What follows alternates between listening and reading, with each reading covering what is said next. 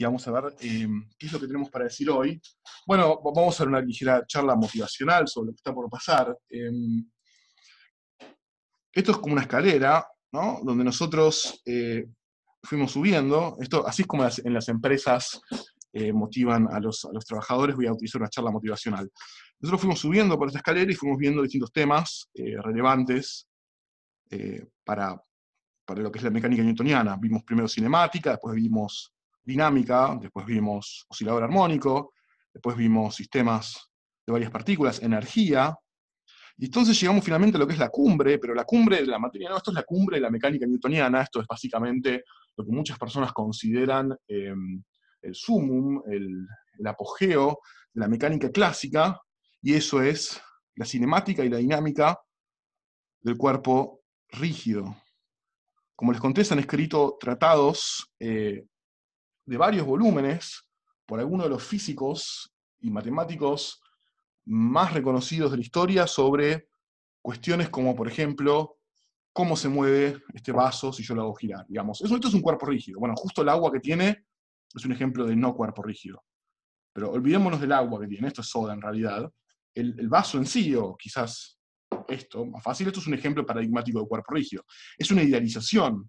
Si yo esto lo aplico muchas fuerzas, esto se va a estirar, se va a romper, pero vamos a estudiar hoy qué pasa con el objeto idealizado, que es un cuerpo rígido.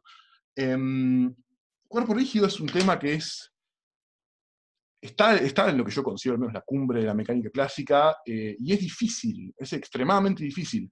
No, no tanto lo que vamos a ver en física 1. Es decir, en física 1 vamos a ver, no vamos a ver cuerpo rígido en toda su generalidad, vamos a ver casos particulares del movimiento de cuerpos rígidos que los van a volver más sencillos, pero estudiar la dinámica en general de un objeto tridimensional en el espacio es muy difícil. Yo hago un dibujo que es que si esto que está acá este eje es la dificultad de la carrera de física, y esto que acá son las distintas materias y guías, la dificultad de la carrera de física tiene más o menos una forma así, tiene que poner un pico, esto fue como más por mi experiencia, este pico que está acá, esto es la guía de cuerpo rígido de mecánica clásica.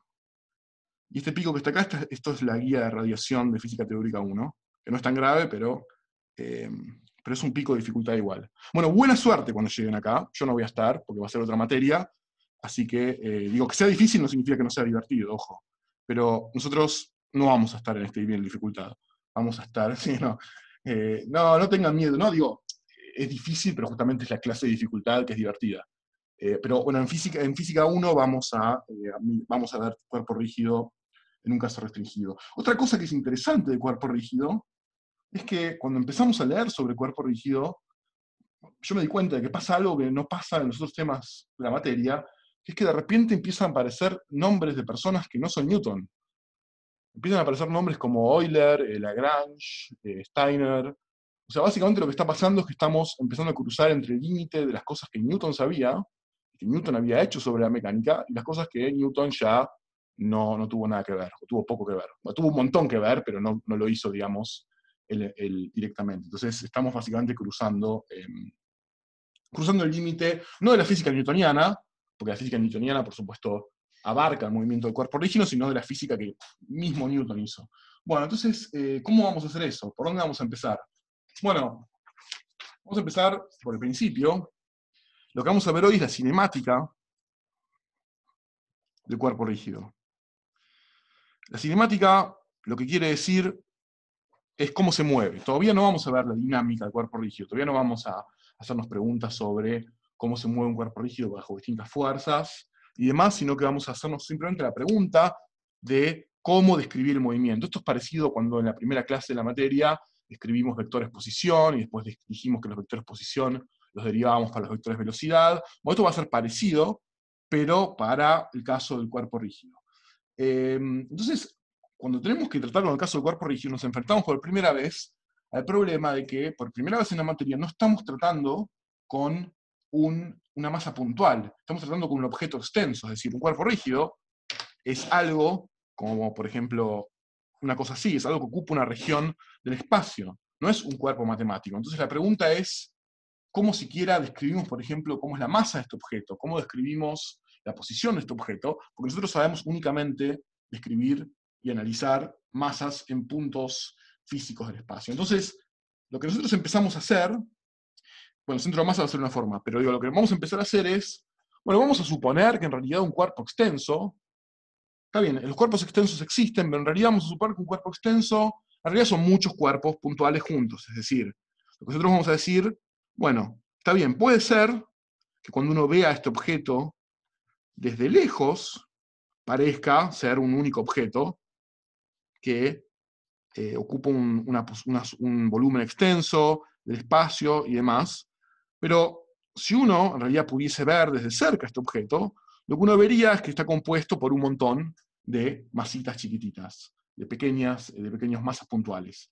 Estas masas puntuales las entendemos, sabemos cómo trabajar con masas puntuales, entonces vamos a saber, en principio, cómo atacar el problema, sabiendo que esto está formado por muchas masas puntuales. Entonces, lo que nosotros vamos a hacer, por ejemplo, primero nosotros ya estamos sesgados epistemológicamente, es decir, estamos sesgados por lo que sabemos de la ciencia desde que nos hablan de física en el secundario, estamos sesgados a favor de esta interpretación, es decir, estamos sesgados a favor de pensar esto como una colección de partículas chiquitas porque siempre fuimos expuestos a la teoría atómica. Desde que somos chiquitos, nadie nos vino a decir que los átomos no existían, salvo ciertos cultos tipo terraplanistas, pero eso no nos pasó a nosotros. Entonces, lo que nosotros vamos a querer hacer es describir cómo es la masa de este objeto, y para describir cómo es la masa de este objeto, lo que vamos a hacer esencialmente, por ejemplo, es considerar una división del objeto en una grilla, que yo la voy a dibujar plana, es decir, cada una de estas cosas es una grilla donde algunas de las partículas entran, de las masitas que forman el objeto entran, pero ustedes piensen que en realidad yo lo que hice fue dividir el objeto en cubitos, donde, bueno, cada cubito puede tener una distinta cantidad de las masas que lo conforman. Entonces, lo que nosotros sabemos, o que nosotros podemos intuir, y es además una característica de la naturaleza, es decir, es algo experimental, que si nosotros consideramos, por ejemplo, el volumen de esto, es decir, esto es algo que tiene un volumen que lo podemos llamar delta V, es un volumen determinado, entonces, si la posición del centro de esta cajita, es decir, el centro de esta cajita, o de cualquiera de estas cajitas, centro de la cajita, está en un lugar que llamamos X y Z, es decir, en una coordenada del espacio, entonces la cantidad de masa que va a haber en la cajita, es decir, la cantidad de masa que va a haber alrededor del punto X y Z, bueno, va a ser proporcional al volumen de la cajita que está puesta en ese lugar. Esto, por supuesto, si uno lo piensa, es válido para no todos los rangos posibles de cajitas, sino dentro de cierto rango. Ahora explico qué quiere decir con eso, dentro de cierto rango, es decir, si yo hago la cajita muy, muy pequeña, entonces lo que va a pasar es que de repente va a haber cajitas que me van a quedar vacías, y al lado me van a quedar cajitas que van a tener una masa o dos, entonces va a fluctuar mucho la cantidad de masa que va a haber en las cajitas y sus vecinos circundantes, va a ser algo que va a ser muy inhomogéneo. Pero si yo voy agrandando un poco lo que es el volumen de la cajita, va a llegar un punto en el cual voy a poder capturar suficientes de estas masitas para decir, bueno, hay tantas en ese punto. Por supuesto que si yo sigo agrandando este volumen, de forma tal que ahora este volumen es, no sé, 1 metro cúbico, ya ahí ya no me interesa, porque yo ahora ahí en ese volumen estoy contando la masa de mi objeto, pero también la masa de la computadora, de la mesa. Yo quiero cajitas chicas, pero no tanto. Básicamente esa es la moraleja. Cajitas chicas, pero no tanto. Entonces,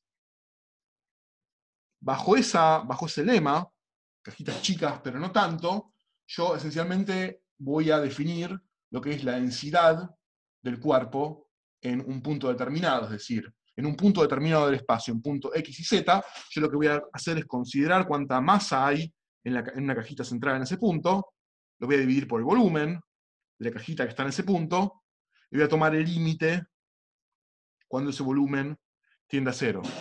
Si este límite en realidad no es un límite matemático en el sentido matemático, sino que es un límite donde yo paro cuando la cajita ya se hizo demasiado chica, o sea, cajitas chicas pero no tanto, bueno, yo voy a poder estimar entonces para cada punto del espacio una función que es cuánta masa va a haber por unidad de volumen en ese punto del espacio, y es lo que ustedes conocen como densidad. En general, la densidad es algo que caracteriza a los materiales, es decir, distintos metales tienen distinta densidad, el agua tiene distinta densidad, etc. Por supuesto que a medida que yo me muevo en el espacio, puede ser que pase un cuerpo puede estar hecho de más de un material, o sea, esto seguramente está hecho de varias cosas, entonces puedo pasar entre un límite de un material al otro y puede cambiar la densidad, pero en general es una función del espacio donde me dice si armás una cajita muy chiquita alrededor de ese punto, hay tanta masa metida dentro. Eso es la densidad, y eso es algo que nosotros podemos construir de estas consideraciones. Y esto, de nuevo, todo este cuidado viene justamente porque estamos ya contaminados con la teoría atómica. En la época de Newton, la gente no decía cajitas chicas, pero no tanto. La gente no tenía no tenía ni idea de la teoría atómica. La teoría atómica recién empezó a ser más o menos popular a principios del siglo XX. En la época de Newton la gente decía, esto es un límite matemático de verdad. La materia es infinitamente divisible, y listo, ya está. Y no me tengo que preocupar más por nada, la materia es continua. Nosotros sabemos que no, entonces por eso viene esta discusión. Dentro de cierto rango. Bueno, ¿cómo vamos nosotros ahora?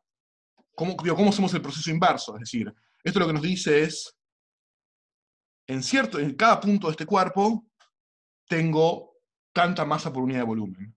Ahora vamos a hacer el proceso inverso, es decir, vamos a hacer el proceso inverso. El proceso inverso es el siguiente. A mí me dan un cuerpo así, y me dicen en cada punto, es un cuerpo tridimensional, parece una papa con peluca, pero entonces el proceso inverso es, me dan este cuerpo tridimensional y me dicen cuánto va la densidad en cada punto. Entonces, si yo sé cuánto va la densidad en cada punto, debería ser capaz de saber en realidad cuánto va la masa total del objeto. Y esto es siempre la misma historia, en la cual nos vamos alternando siempre entre derivar e integrar. Esto es esencialmente algo que calcula un cociente entre dos cosas, cuando lo de abajo se hace cada vez más chiquito. Y para calcular la masa total, lo que vamos a hacer es algo que tiene que ver con la integral. La masa, si yo pienso a esto dividido en cajitas bastante chiquitas, cada una en centro X y Z, entonces la masa de este objeto va a ser sumar en todas las cajitas de esta división cuánto vale la densidad en el punto por el volumen de la cajita. Si yo calculo la masa total, es decir, si yo en cada punto sé cuánta masa hay por cajita, entonces multiplico la densidad por el volumen, esto es lo que yo llamé el diferencial de masa, es decir, la cantidad de masa. Entonces, sumando sobre todas las masas que hay en todas las coordenadas de las cajitas, tengo la masa total. Agrego. Claro, eso termina siendo una integral de volumen. Otra forma de escribirlo, un poco más detallada, es decir, yo sumo sobre todas las coordenadas X de las cajitas, sobre todas las coordenadas Y de las cajitas, sobre todas las coordenadas Z de las cajitas, cuánto vale la densidad en esa coordenada X y Z, y multiplico por el volumen de la cajita, que como todo volumen, es el producto de los lados de la cajita, X y Z, pongamos. Entonces esto es X y Z.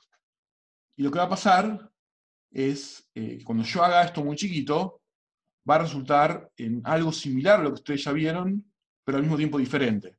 ¿A qué me refiero? Bueno, si esto fuese el caso de una dimensión, el caso de una dimensión, si estuvimos hablando en realidad únicamente de algo que depende de la coordenada X, ustedes ya saben qué pasa con esto, porque esto básicamente es tener la función ρ de x, este es el caso de una dimensión, que es una cosa así, y lo que uno está sumando entonces es la base de estas cosas por la altura.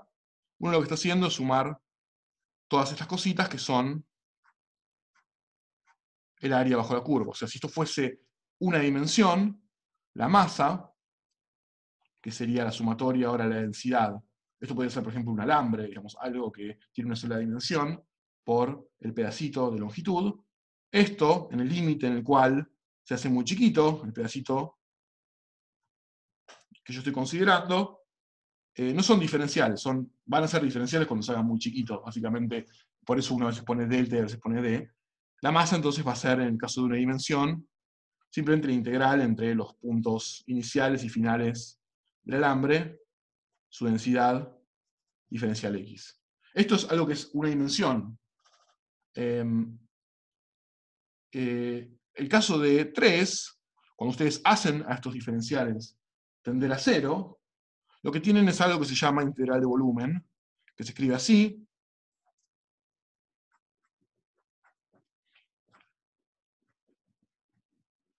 donde estas integrales delimitan el volumen del cuerpo C, y esto es algo que uno puede calcular como varias integrales sucesivas de esta función.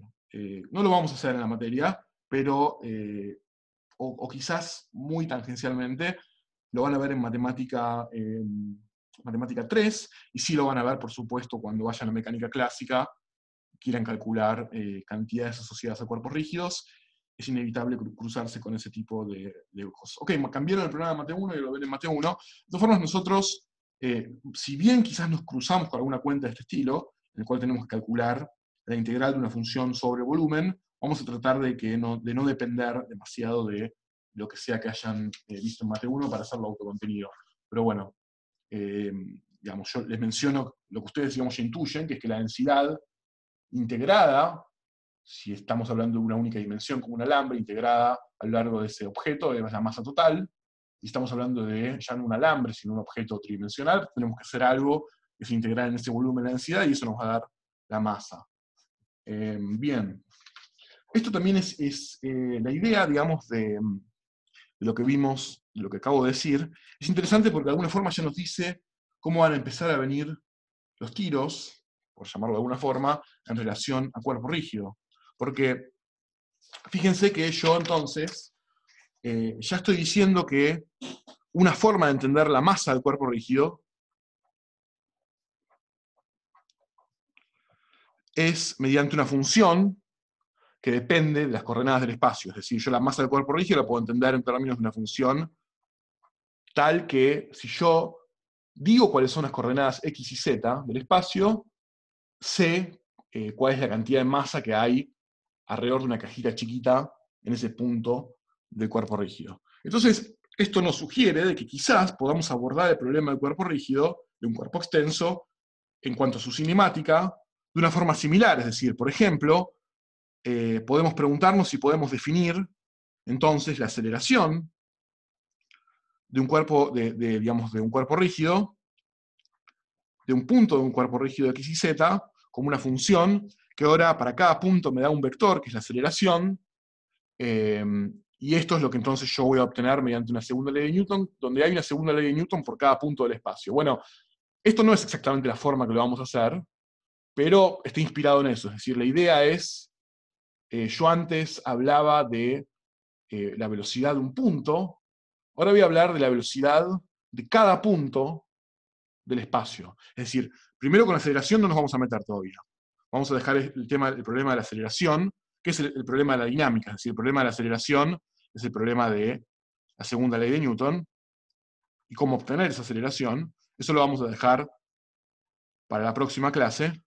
Y vamos a enfrentar el problema de describir la velocidad que tiene un cuerpo rígido. Es decir, vamos a preguntar cómo describir la velocidad de un cuerpo rígido. Y la idea va a ser entonces que para un cuerpo rígido va a haber una función b, x y z que se va a interpretar de esta forma. Si x y z es un punto del espacio, o sea, se va a interpretar de esta forma. Si x y z, lo voy a escribir porque es muy importante, x y z es un punto del espacio que contiene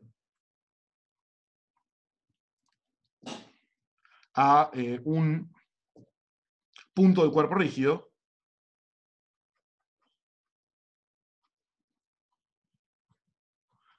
entonces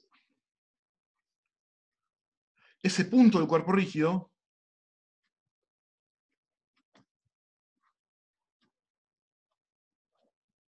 se mueve con velocidad x y z.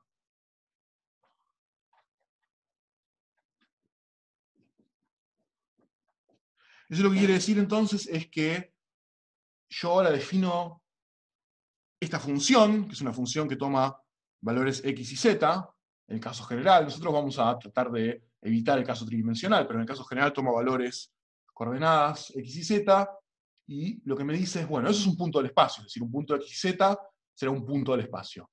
Entonces, si en ese punto del espacio hay un punto del cuerpo rígido, porque podría no haberlo, es decir, puede ser que mi cuerpo rígido esté por acá, y yo estoy preguntando qué pasa en este punto del espacio, no hay esto es B, estoy hablando de la velocidad de los puntos del cuerpo rígido. Entonces, si hay en ese punto de x y z un punto de cuerpo rígido, entonces yo me imagino que en ese punto hay una flecha. Lo que me dice esa flecha es cuál es la velocidad en ese momento de ese punto de cuerpo rígido. Ahora vamos a ver ejemplos y vamos a entender, porque esto es sutil, esto es algo que puede llevar a confusión.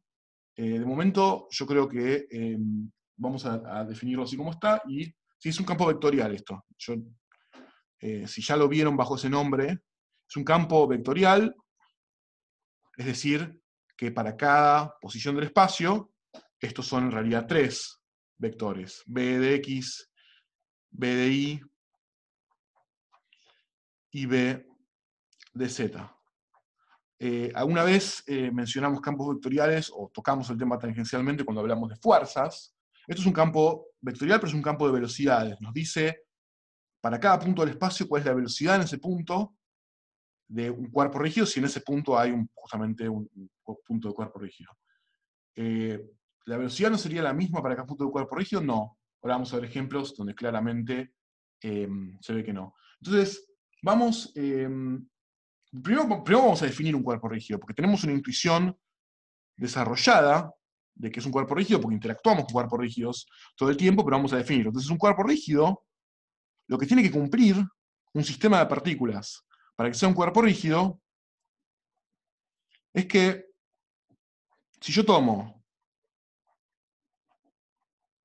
la distancia entre dos puntos cualesquiera del cuerpo, ¿cómo va a ser esa distancia a lo largo del tiempo? O sea, si yo elijo dos puntos cualesquiera del cuerpo, y el cuerpo es un cuerpo rígido, va a ser constante. Eso va a ser constante. No puede cambiar. Si es un cuerpo rígido, la distancia entre dos puntos del cuerpo tiene que ser, entre todos los pares de puntos del cuerpo, tiene que ser constante. Si cambia, hay una deformación. Bien, la densidad de un cuerpo rígido no puede cambiar en el tiempo. Porque si cambiase en el tiempo, lo que significaría esencialmente es que de repente yo tengo más pelotitas en algunas de las regiones, pero para que haya más se tienen que estar acercando. Entonces, en un gas, yo puedo comprimir un gas, puedo aumentar la densidad de un gas, pero un cuerpo rígido, perfecto, es decir, un cuerpo rígido ideal, yo no puedo aumentar la densidad, no puedo juntar entre sí las pelotitas. Bien, eso es básicamente la definición de un cuerpo rígido.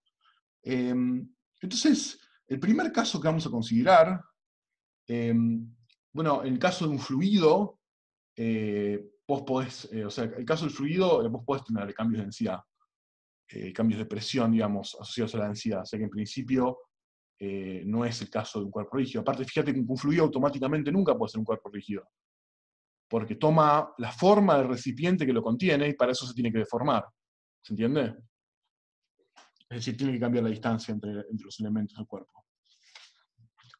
Bueno, entonces el primer caso que vamos a considerar de movimiento va a ser la rotación alrededor de un eje. Es decir, vamos a considerar que ¿Puedo tenemos... hacer una pregunta? Sí, cómo no. Como decía, el cuerpo rígido es que la distancia entre dos, como decía, Entre dos perdón, puntos lo entendí en el cualesquiera. celular, Entre dos pero puntos, cuando dijo, vos tomás dos puntos cualesquiera del cuerpo y la distancia tiene que ser constante siempre. A lo largo del tiempo tiene que ser constante. está bien, Bueno, entonces vamos a tomar, yo voy a dibujar siempre, mis cuerpos rígidos tienen una tendencia a parecer yaguarmas. No hay nada, digamos, no hay ninguna explicación lógica, no es que lo estoy haciendo al principio, pero bueno, si yo me pregunto algo que rota, me imagino un yaguarma, así que esto va a ser una especie de yaguarma, y este va a ser mi cuerpo rígido. Entonces, lo que va a pasar es que vamos a tener un eje, es el eje de rotación, es este eje que está acá, que lo vamos a hacer en este caso coincidir con el eje Z, y el cuerpo va a rotar, es decir, ustedes se imaginan qué es lo que significa una rotación, significa que todo este cuerpo rígidamente empieza a girar alrededor de este eje. Entonces la pregunta es, bueno, primero, lo que nosotros habíamos dicho es que una rotación la caracterizábamos justamente con una dirección, que es la dirección perpendicular al plano en el que ocurre la rotación, y además por un valor, que es qué tan rápido ocurre la rotación, y que esas dos cosas las podíamos condensar en algo que llamamos omega, que es la velocidad angular como un vector. La velocidad angular como un vector me indica cuál es el eje de rotación, y también me dice qué tan rápido estoy girando alrededor de ese eje de rotación. También me dice el sentido, es decir, me dice el sentido me lo determina por la regla de la mano derecha. O sea, si yo pongo esto así, entonces esta especie de yaguarma va a girar así. Entonces, la pregunta que me voy a hacer es la siguiente. Yo voy a tomar un punto cualquiera R, que va a ser un punto del cuerpo rígido, y lo que yo voy a preguntar es cuál es la velocidad de ese punto del cuerpo rígido. Es decir, yo tomo un punto R, en cartesiana sería un punto R, X y Z del cuerpo rígido, de un cuerpo rígido que está rotando alrededor de este eje. Lo que yo voy a querer saber es entonces cuál es la velocidad del cuerpo en X y Z. Eso es lo que yo voy a querer hacer. Entonces, ¿cómo puedo calcular eso? Bueno, vamos a supongamos que esto lo dibujo medio como en perspectiva, así esta va a ser la velocidad, pero vamos a invocar otra forma de ver esto, que es verlo desde arriba. Si yo lo veo desde arriba, acá está el origen, acá estarán todos los bordes del shawarma, y acá estará cómo se ve desde arriba mi vector R, que es el vector posición del punto. Entonces, si esto sí tiene un movimiento rotacional alrededor de esto, significa que la velocidad es perpendicular a R, es decir, yo tengo una velocidad que siempre es perpendicular a la posición, de forma tal que esto es un círculo. Esto tiene que ser un círculo, porque si este punto, o sea, si esto no fuese un círculo, si esto en algún momento se alejase más, entonces significaría que la distancia entre esto y esto cambió. O sea, si yo estoy girando alrededor de este eje, entonces el movimiento tiene que ser un círculo. ¿Se entiende?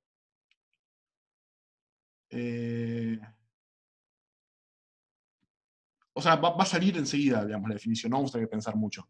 ¿Por qué? Bueno, porque entonces si esto es un círculo, entonces yo lo que puedo hacer, por ejemplo, es definir, lo que yo primero me puedo preguntar es cuánto vale el módulo de la velocidad. Esto es el módulo. Bueno, el módulo de la velocidad tiene que valer, si esta distancia es, yo voy a introducir este ángulo phi, ¿ok? Este ángulo phi me sirve porque yo puedo usarlo para calcular esto, la longitud de este segmento, que es lo que yo veo proyectado desde arriba. ¿Está bien? ¿Me siguen? Este que está acá, este lado del triángulo rectángulo, es el que yo veo desde arriba, cuando lo miro desde arriba, shawarma. Esto, que es la hipotenusa, es lo que yo llamo R, que es el módulo del vector posición. Entonces, por trigonometría, esto tiene que ser R seno de phi. Es el opuesto a phi. Entonces, si yo tengo un movimiento, que este vector, digamos, este vector R seno de phi, se mueve con una velocidad angular omega, entonces la velocidad esta del movimiento circular es algo que sabemos expresar, es decir, la velocidad del movimiento circular va a ser el radio del movimiento, que va a ser R seno de phi, por la velocidad angular, que es el módulo de esto. Siempre es el módulo del vector omega. Este es el módulo de la velocidad. Esto es una cosa que sabemos sobre la velocidad. La otra cosa que sabemos sobre la velocidad es que es perpendicular a R, lo tenemos acá dibujado, y también es perpendicular como vector a omega, ¿no? Porque todas las cosas que están en este plano son perpendiculares a omega, porque omega sale para arriba. Entonces, siempre lo mismo. Yo tengo, no lo dije, pero lo vamos a escribir. Phi, además, es el ángulo que separa a R y omega. Entonces, la pregunta de siempre, ¿cuál es el vector que cumple simultáneamente todas estas condiciones?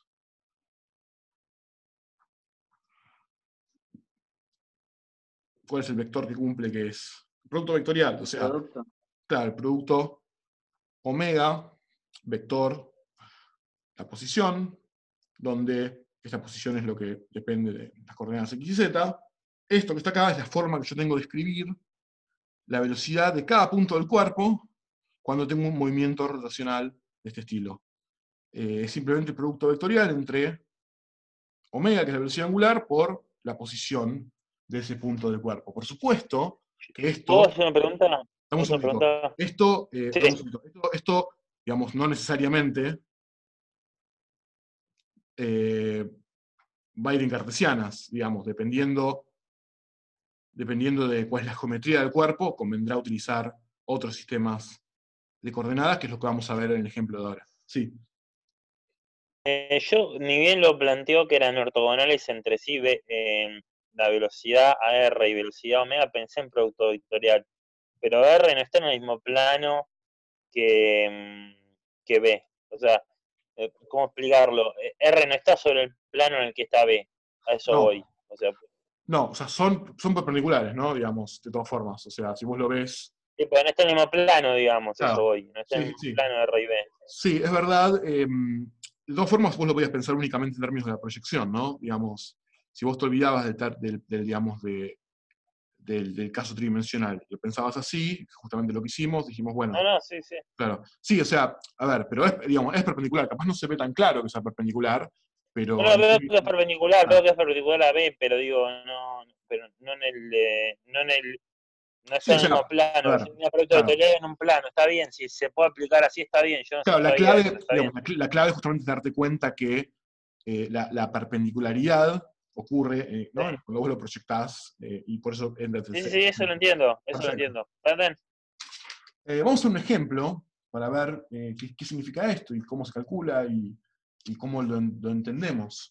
Un ejemplo que es el más básico, pero el más útil para este contexto es, por ejemplo, un cilindro de radio de R. Vamos a hacer un ejemplo. Vamos a dibujar nuestro primer cuerpo rígido, que no es un shawarma. Nuestro primer cuerpo rígido de verdad, que es un cilindro de radio, pongamos radio R y altura H. Entonces, tenemos un plano. Vamos a tener acá un eje que va a ser el eje de rotación. Y vamos a dibujar un cilindro, básicamente. Un cilindro de forma tal que pase ese eje alrededor del medio. Entonces, esto que está acá es radio R, la altura es H, y esto gira alrededor de este eje con una velocidad angular omega, o sea, en este sentido. Y lo que nos vamos a preguntar es, entonces, ¿cuánto vale B de X y Z, o B, digamos, en general, B de alguna posición R, para todos los puntos del cilindro? O sea, lo que yo estoy diciendo es, bueno, esto está rotando de esta forma. Si yo te digo las coordenadas de un punto del cilindro, decime cuál es su velocidad. En ese momento, cuál es la velocidad de ese punto del cilindro. Un shawarma perfecto, me encanta. Entonces, lo primero que tengo que hacer es escribir, entonces, lo que yo me estoy preguntando es, ¿cuál es la velocidad de un punto del cilindro dadas las coordenadas de ese punto del cilindro? Entonces, lo primero que voy a tener que hacer es entender cómo escribir las coordenadas de un punto del cilindro, digamos, del cilindro. Entonces, ¿cómo escribo las coordenadas de un punto del cilindro? O de puntos del cilindro. Bueno, eso se hace justamente con un sistema de coordenadas. No va a integrar esto todavía. eso lo vamos a hacer con un sistema de coordenadas que se llama, casualmente, sistema de coordenadas cilíndrico. Digamos, no es un chiste, se llama así. Y básicamente funciona de esta forma. En la base, yo tengo un sistema de polares. Es decir, si yo miro esto desde arriba, yo tengo un sistema de coordenadas donde este sería el borde del cilindro. Y visto desde arriba, voy a introducir un sistema de coordenadas que va a ser en polares. Me muevo un ángulo θ, me alejo una distancia r del origen, y eso me determina un punto, esto me determina un punto en la base.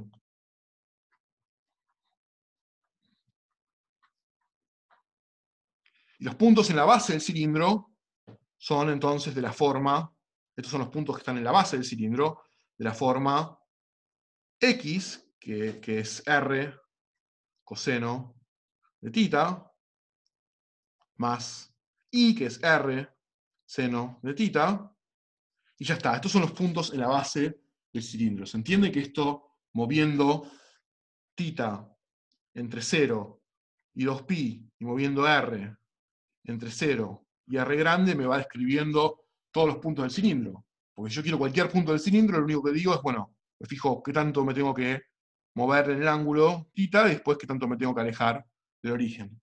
¿Me siguen que esto describe todos los puntos que están en la base del cilindro? Estos son los puntos que están en la base del cilindro. Hay como un silencio que están procesando. Perfecto. Bueno, bien. Y si yo les pregunto entonces, si ahora quiero un punto cualquiera, estos son los que están en la base, ahora yo quiero un punto cualquiera del cilindro, ¿qué es lo que tengo que hacer para encontrar un punto cualquiera del cilindro? ¿Qué es lo que me falta incorporar a esto acá para sumar, para decir, bueno, claro, una coordenada Z. Z.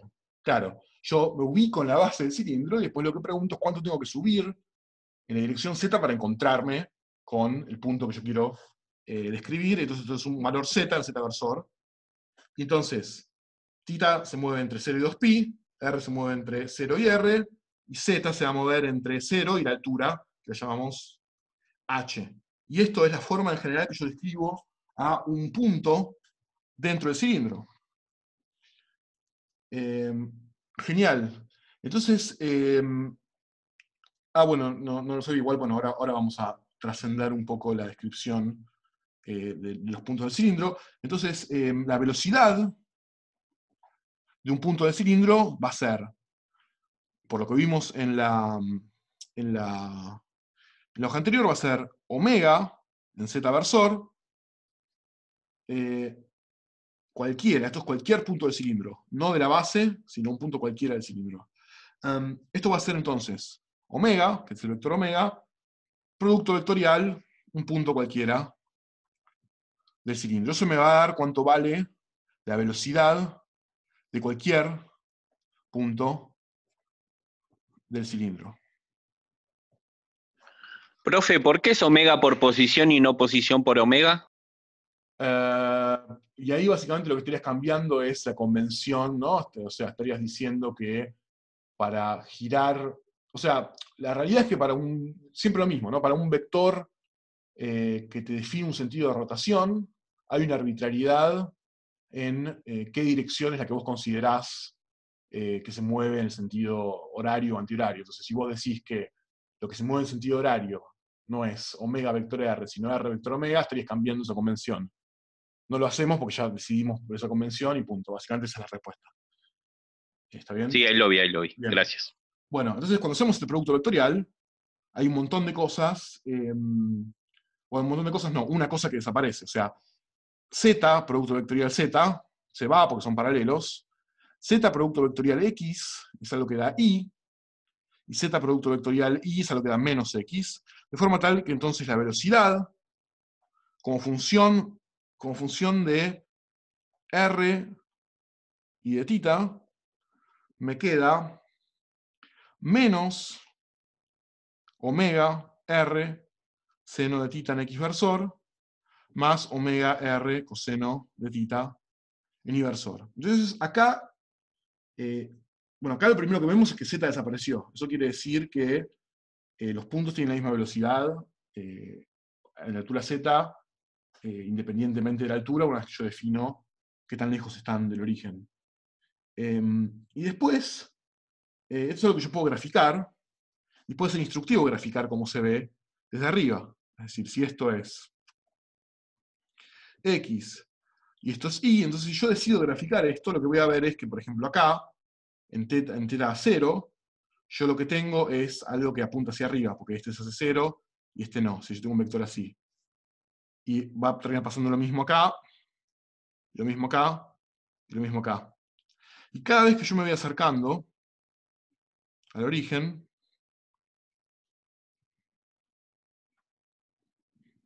se van haciendo más chiquitas, porque R se va haciendo más chiquito. Entonces se va haciendo más chiquita la longitud de la flecha. Y en el medio lo que tengo son flechas así inclinadas. De forma tal, yo no soy muy bueno dibujando, pero soy bastante malo dibujando, pero estoy haciéndolo al menos lo suficientemente claro como para que entendamos que esto es como un remolino de flechas, que son siempre tangentes a circunferencias, centradas en el origen. ¿Eso qué quiere decir? ¿Cómo interpretamos que esto es el campo de velocidades del cilindro? ¿Qué es lo que, Facundo, no, me perdí, qué es lo que, ¿dónde te perdiste?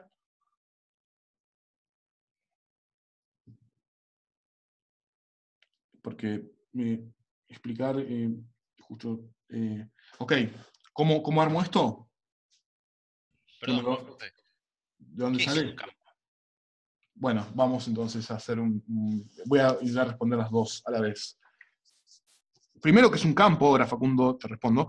Un campo es una función cualquiera, es una función que me asigna un vector a cada punto del espacio. Por punto del espacio. Es decir, en cada punto del espacio yo tengo un vector.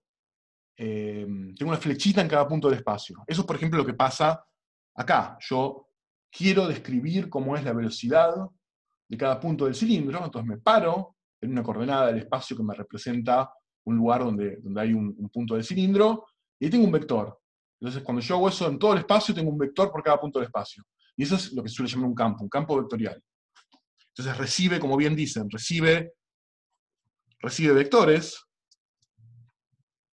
es decir, la función f toma vectores, porque los puntos del espacio ya se describen como vectores, y devuelve también vectores que representan ahora otra cosa. Por ejemplo, yo te doy un vector x y z, que es un vector posición, lo pasás por esta función, y me devuelve ahora un vector que significa la velocidad de ese punto, o la fuerza que hay en ese punto, o cualquier otra cantidad vectorial que yo tengo en ese punto. ¿Se entiende? Esa es básicamente la idea de campo. Después los matemáticos le van a dar una definición más general y van a hablar extensivamente de las propiedades de un campo. Respecto, Facundo, de tu pregunta, lo que yo estoy haciendo básicamente es, entonces, graficar ese campo. Es decir, primero notamos que este campo depende de dos cosas únicamente. Depende de el R y el θ de polares. No depende de Z. Entonces, yo lo puedo mirar únicamente en este plano, porque si yo estuviese mirando en otro plano más arriba, como no depende de Z, voy a encontrar lo mismo. Siempre es lo mismo para distintos Z, no depende de Z. Y en este plano, entonces, lo que yo hago es, voy tomando valores. Tomo, por ejemplo, el valor, no sé, R igual a R igual a R grande, es el valor, esto significa que estoy en la superficie del cilindro, porque me alejé lo máximo que puedo alejar, y me choqué con la superficie del cilindro. Y después tomo, por ejemplo, θ igual a 0, es decir, estoy acá, me alejo lo máximo posible, con un ángulo 0, y me pregunto qué da esta función cuando reemplazo entonces R y θ. Entonces, bueno, me queda algo multiplicando por, esto se hace 0, porque el seno de 0 es 0, y esto se hace 1. Eso significa que en el punto R, 0, esta función B, me da algo que es de la forma 0, omega R. O sea, en X es 0 y en Y es omega R. O sea, una flecha para arriba. Entonces, si vos haces eso cambiando todos los ángulos acá poniendo pi sobre 2, acá poniendo pi, acá poniendo 3 medios de pi, lo que vas a obtener es, en cada uno de estos puntos, que las flechas toman esta dirección. Y que además, cuando vos te acercás del origen, las flechas se hacen más cortas, porque esto se hace más chico. Entonces, si vos vas tomando valores de r y θ, vas a poder ir dibujando esto que dibujé yo acá. Más o menos se entiende de dónde sale este dibujo. Lo que es importante, lo que es extremadamente importante, es entender qué representa este dibujo. Lo que representa este dibujo, lo que representa el campo vectorial, lo voy a escribir para que no nos confundamos, de acá en más. Esto representa lo siguiente. B de algún punto R representa la velocidad del punto del cilindro,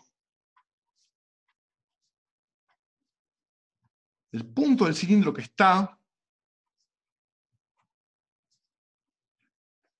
en el punto R en ese determinado momento,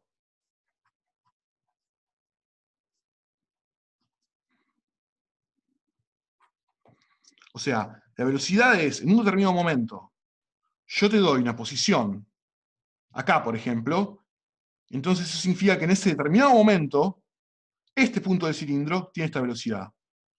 Pero un momento después, es decir, un tiempito después, este punto del cilindro no va a tener esta velocidad. Ahora va a haber otro punto del cilindro acá. Si yo tomo el cilindro y lo pinto de color blanco este punto.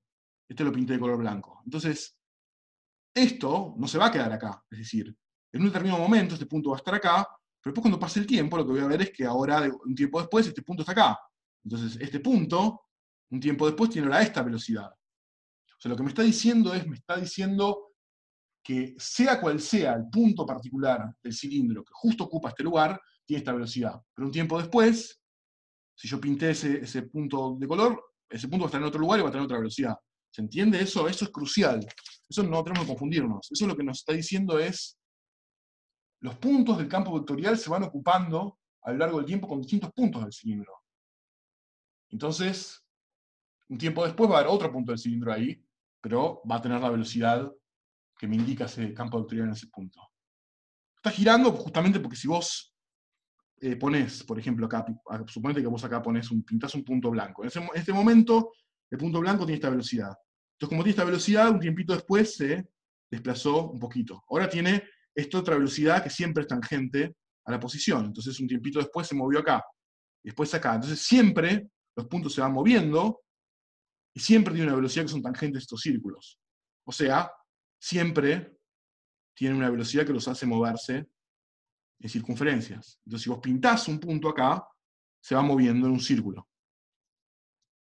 Si este campo vectorial tiene que preservar las distancias entre puntos. Porque si este campo vectorial fuese un montón de flechas disparadas para todos lados, entonces un tiempo después las distancias entre los puntos tendrían que cambiar, y eso no pasa en un cuerpo rígido. Tiene que tener divergencia cero. Porque si un campo vectorial no tiene divergencia cero, va a tender a agrandar o achicar los elementos de volumen. Entonces, el campo vectorial asociado a la rotación tiene que tener divergencia cero. Bueno, lo van a ver en divergencia, básicamente es qué tanto un campo vectorial justamente tiende a sacar flechas de esta forma. O sea, este es un punto de alta divergencia, un campo vectorial. Lo van a ver en mate, digamos, no se preocupen ahora.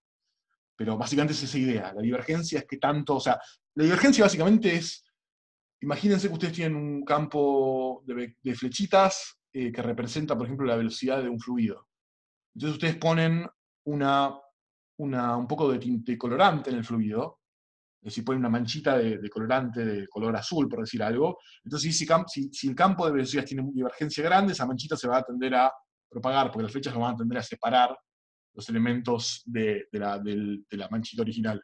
En cambio, si la divergencia es cero, esa manchita se va a mover, pero no se va ni a achicar ni a reducir, básicamente. Bueno, entonces, ese es el movimiento rotacional. Esto es básicamente cómo rota un cuerpo rígido alrededor de un eje. este no es el movimiento más general que puede tener un cuerpo rígido. Ya mismo les puedo mostrar que no es el caso. Por ejemplo, si yo agarro esta virome, la hago girar y la muevo, bueno, esto es un ejemplo de un cuerpo rígido que está rotando, pero también se está moviendo. Entonces, el caso más general de un cuerpo rígido, de movimiento de un cuerpo rígido, va a involucrar una traslación y una rotación. Es decir, el movimiento más general de un cuerpo rígido va a ser de la siguiente forma. El campo de velocidades va a ser de la siguiente forma. Va a ser, primero, una rotación alrededor de un eje. O sea, yo puedo encontrar un eje alrededor del cual está rotando en ese momento el cuerpo rígido. Y después, a todo esto es lo que vimos hasta ahora. O sea, esto es el tipo de movimiento que describimos recién en el caso del cilindro. Pero ahora a cada punto, además, le voy a superponer una velocidad que tiene que ver con la traslación. O sea, con el movimiento de traslación. Y esto es la velocidad de traslación. Y esto es lo que vimos recién. Esto describe la rotación. Entonces, yo determino un punto del cuerpo rígido, yo puedo calcular la velocidad de forma más general con esta expresión. Esto es engañosamente, o sea, esto parece sencillo, pero no lo es. ¿No te falta una rotación más en un caso más general? No. Este es el caso más general. Pero, ¿por qué digo que parece más simple de lo que es? Porque este vector, o sea, tanto omega como B0, pero B0 no es mucho un problema, porque el problema del cuerpo rígido, y esto es algo que lo quiero dejar claro lo más temprano que pueda. ¿Cómo? El origen de coordenadas de R se mueve. Sí, ahora vamos a describirlo en ese término, en términos de orígenes de coordenadas y demás, pero lo que quiero decir antes de eso es otra cosita, que es que, está bien, esto es el movimiento más general, pero estas cosas pueden depender del tiempo. Es decir, esto lo que me está diciendo es que en este tipo de movimiento, el movimiento roto translatorio,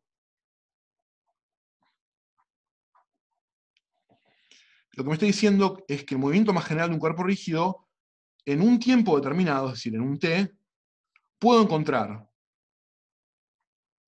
encontrar algún eje, es decir, algún vector omega, y alguna velocidad v0, tal que v se escribe así.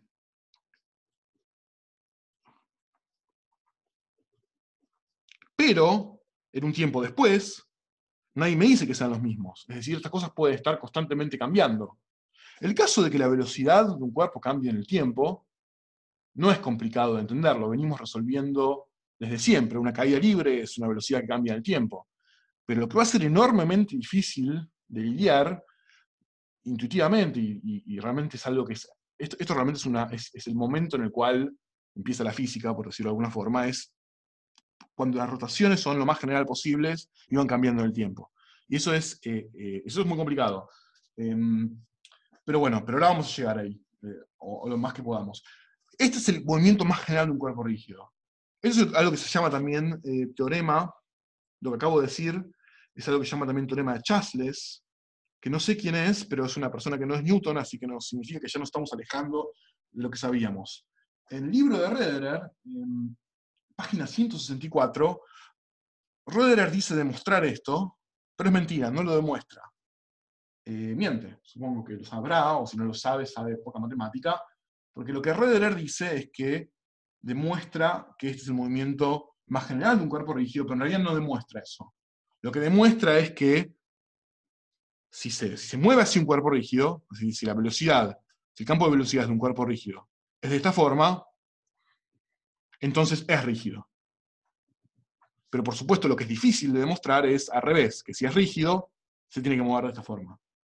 Básicamente. O sea, se entiende, ¿no? El parte de esta expresión no la voy a hacer la demostración, porque la verdad es que, a menos que quieran que la haga, pero no es complicada, es hacer unas cuentitas con vectores, como quieran, pero me parece que no suma mucho. La pueden encontrar en la página 164 del libro de Roederer. Teorema de Chasles, creo que se escribe así, no sé si es con dos S, como parque Chas, pero Chasles. Entonces lo que demuestra es que si se mueve de esta forma es rígido.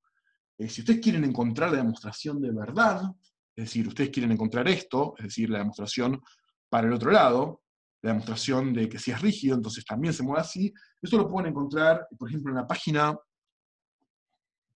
280 del libro que yo subí, que está en inglés lamentablemente, únicamente, al campus, que es el libro de Kleppner y Kolenkow. En la página 280 dan una demostración del teorema de Chasles en los dos sentidos. Si es rígido, se tiene que mover así.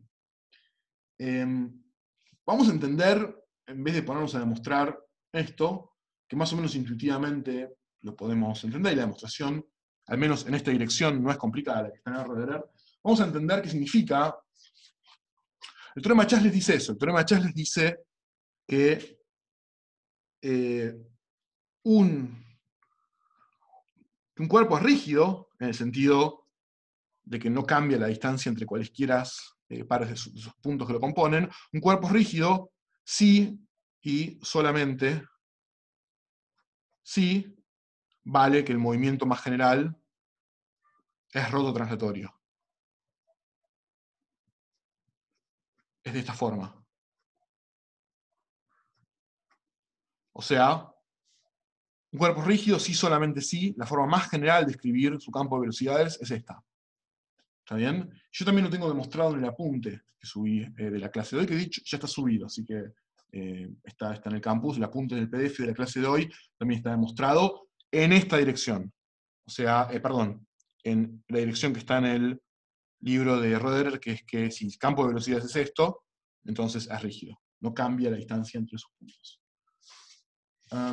Lo que sí vamos a hacer es pensar qué quiere decir exactamente que el movimiento de un cuerpo rígido sea roto translatorio, y qué quiere decir exactamente, y cómo se calcula exactamente ese movimiento. O sea, acá hay algo importante para aclarar de esto. Supongamos que tenemos acá algún origen, y tenemos un cilindro, como el que yo dibujé, dibujé hacia algunas hojas atrás, que está rotando, y estamos viendo todo desde arriba. Es decir, estamos viendo el cilindro rotar desde arriba, pero al mismo tiempo también lo estamos viendo moverse. Es decir, yo tengo el cilindro en algún lugar del espacio,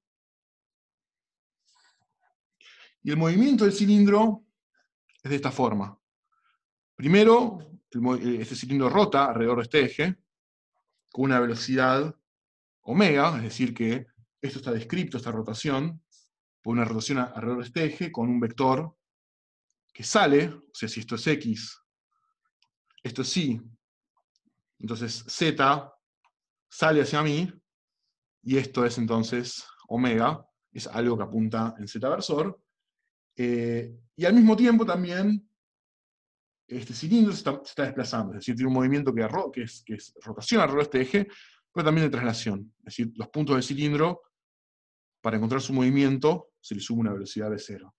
Entonces, ¿qué es lo que quiere decir exactamente que yo calculo las velocidades el campo de velocidades de este cilindro con la fórmula que puse recién? O sea, lo que yo estoy diciendo es, lo voy a volver a escribir, es que la velocidad del punto del cilindro que está en R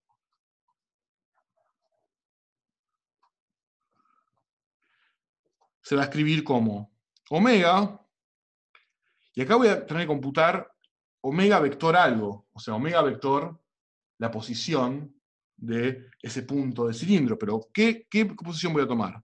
Supongamos que quiero calcular la velocidad de este punto del cilindro. ¿Voy a tomar esto o voy a tomar esto? Para calcular... esto no, todavía el giróscopo lo vamos a ver más adelante. No se adelanten. ¿Qué tengo que tomar yo para calcular? ¿Qué vector tengo que calcular, que meter acá para calcular la parte? Dentro del cilindro. Claro, yo acá tengo que meter este vector, llamémoslo R', que es el vector desde el eje de rotación. Y esto que está acá, entonces me va a dar la velocidad, el campo de velocidades de esto rotando. Si yo después quiero además encontrar el movimiento general, es decir, el movimiento de cada uno de los puntos de este cilindro, a cada uno de esos movimientos, de esos vectores que se asocian a la rotación, les tengo que sumar la velocidad constante a todos lo mismo, V0, y eso me va a dar entonces el campo de velocidad del cilindro. O sea, yo lo que hago es, quiero saber en un determinado momento, el punto que está en ese lugar del espacio del cilindro, con qué velocidad se está moviendo. Entonces, lo que hago es, me fijo cuánto está rotando, si hago este producto vectorial, y después le sumo una velocidad constante, y listo. Fíjense que si yo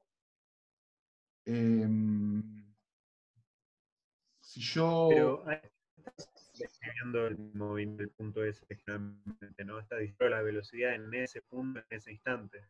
¿Cómo? Perdón, Porque V0 también va cambiando. no te escuché, perdón, se está muy cortado. ¿De vuelta? Que ahí con esa expresión, o sea, no estás describiendo el movimiento de ese punto a través del tiempo. O sea, solo estás diciendo la velocidad en ese instante, ¿o no? Claro, exacto. Estoy diciendo, o sea, si yo quisiese decir cuál es la velocidad de ese punto, tendría que seguirlo, tendría que traquearlo. Tendría que decir, bueno, un tiempo después recorrió esta distancia y ahora su velocidad es la que corresponde a otro punto del campo vectorial de velocidades, y básicamente tengo que seguirlo en el tiempo, que es algo que nosotros no vamos a hacer, al menos por ahora. Lo que me estoy diciendo es, el que le toque en ese momento estar ahí, se va a mover con esa velocidad. ¿Estamos? Tengo una pregunta. Sí. ¿Ese R' es el del plano de rotación o es el que viene desde la base? No, desde el eje de rotación. Ah, listo. Bien. A ver, ¿qué más podemos decir? ¿Y el V0 es del eje de rotación? El V0 es una velocidad. Es decir, que en principio no depende de donde yo estoy parado, siempre y cuando donde yo estoy parado sea un sistema inercial. O sea, este V0 básicamente, digamos, da lo mismo si lo mido desde acá, siempre y cuando este punto esté, digamos, esté quieto en relación a este que está acá. O sea, básicamente esa es la respuesta. Como es una velocidad, digamos, únicamente puede cambiar si el origen se está moviendo. Y en ese caso habrá que ajustar la velocidad. A la pregunta de Agustín, ¿el campo de velocidad tiene una relación estrecha con el potencial? Porque nos permite relacionar la posición con una velocidad igual que el potencial. No, de hecho es todo lo contrario. O sea, a ver, no es todo lo contrario, pero justamente la clase de vectores, digamos, la clase de campos vectoriales que terminan siendo vectores, campos de velocidad, perdón, son rotacionales y no tienen gradiente. O sea, no hay un campo gradiente para este tipo de campos. No hay un potencial cuyo gradiente te dé ese tipo de campos. Para que haya un potencial asociado a un campo vectorial, o sea, para que use un potencial de un campo vectorial F, sacando algunas cosas técnicas que tienen que ver con si el espacio es conexo o no, básicamente se tiene que cumplir esto. Es decir, que el rotor de F sea 0, pero de nuevo, ¿qué es el rotor? Y lo van a ver en otro momento, pero básicamente el rotor es, si la divergencia es que tanto un campo de flechitas me tiende a separar puntos en el espacio, el rotor es que tanto me los hace girar. Los campos de velocidades estos todos tienen retorno nulo, todos giran. Entonces, no hay un potencial para estos campos, ¿está bien? ¿Se entiende a grandes rasgos? Sí, gracias. Entonces, iba a decir algo, me olvidé. Si yo...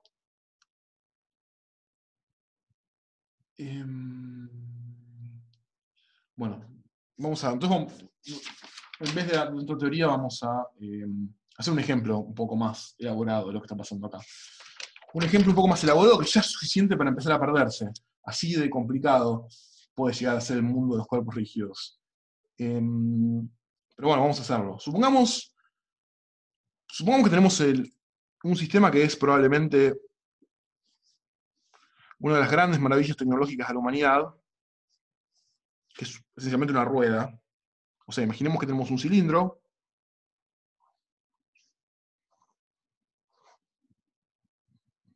Eso es un cilindro apoyado sobre una superficie.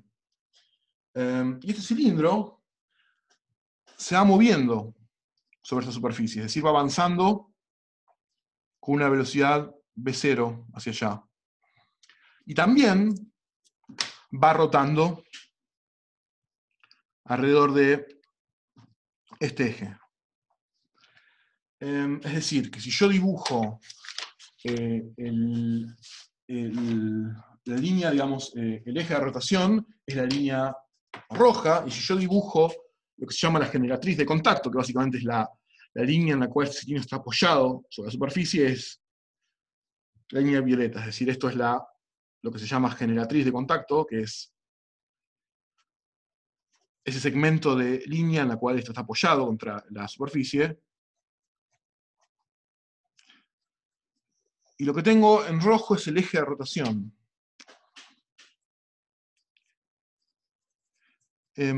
Capaz parece que tengo excesivo cuidado cuando hablo del cuerpo rígido, pero de repente pasan cosas que uno se pierde. Entonces, vamos a tratar de hacerlo extremadamente lento y con mucha cautela. O sea, o capaz simplemente soy yo que me cuesta cuerpo rígido, digamos. Eso es algo que, eso es un consejo, digamos. Si ustedes tienen un docente que en general se vuelve extremadamente cauteloso cuando habla de un determinado tema, quizás eso indica que el tema le cuesta al docente, digamos, ¿no?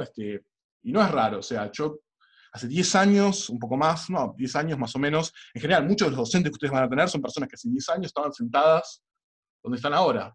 Y no es que yo me pasé los últimos 10 años de mi vida resolviendo ejercicios de cuerpo rígido. Entonces, claramente, digamos, o yo tengo un problema con cuerpo rígido, o sea, o es un problema que en general puede ser engañoso. Cualquiera sea el caso, digamos, si es un trauma mío o no, un poco de cautela no va a venir bien, en el caso del cuerpo rígido, así que vamos a pensar entonces cómo se mueve este cilindro. Entonces, lo que yo estoy diciendo es que este cilindro está avanzando con velocidad v0, pero está avanzando como avanzan las ruedas, está avanzando sin deslizar.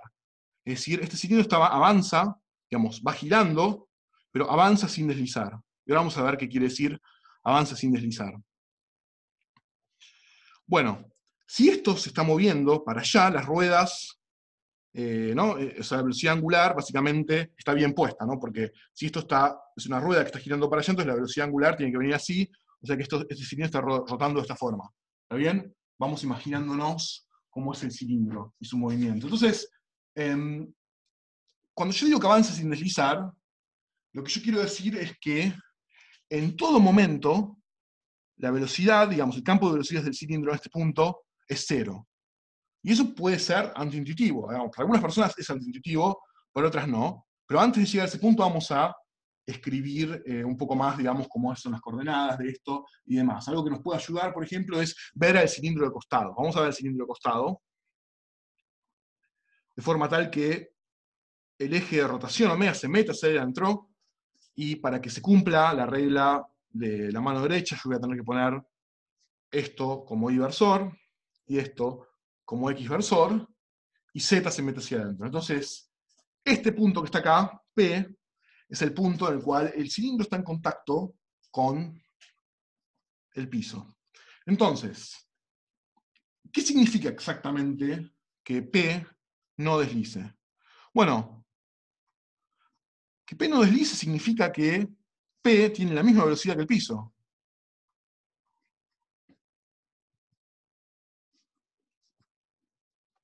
Pero el piso está quieto.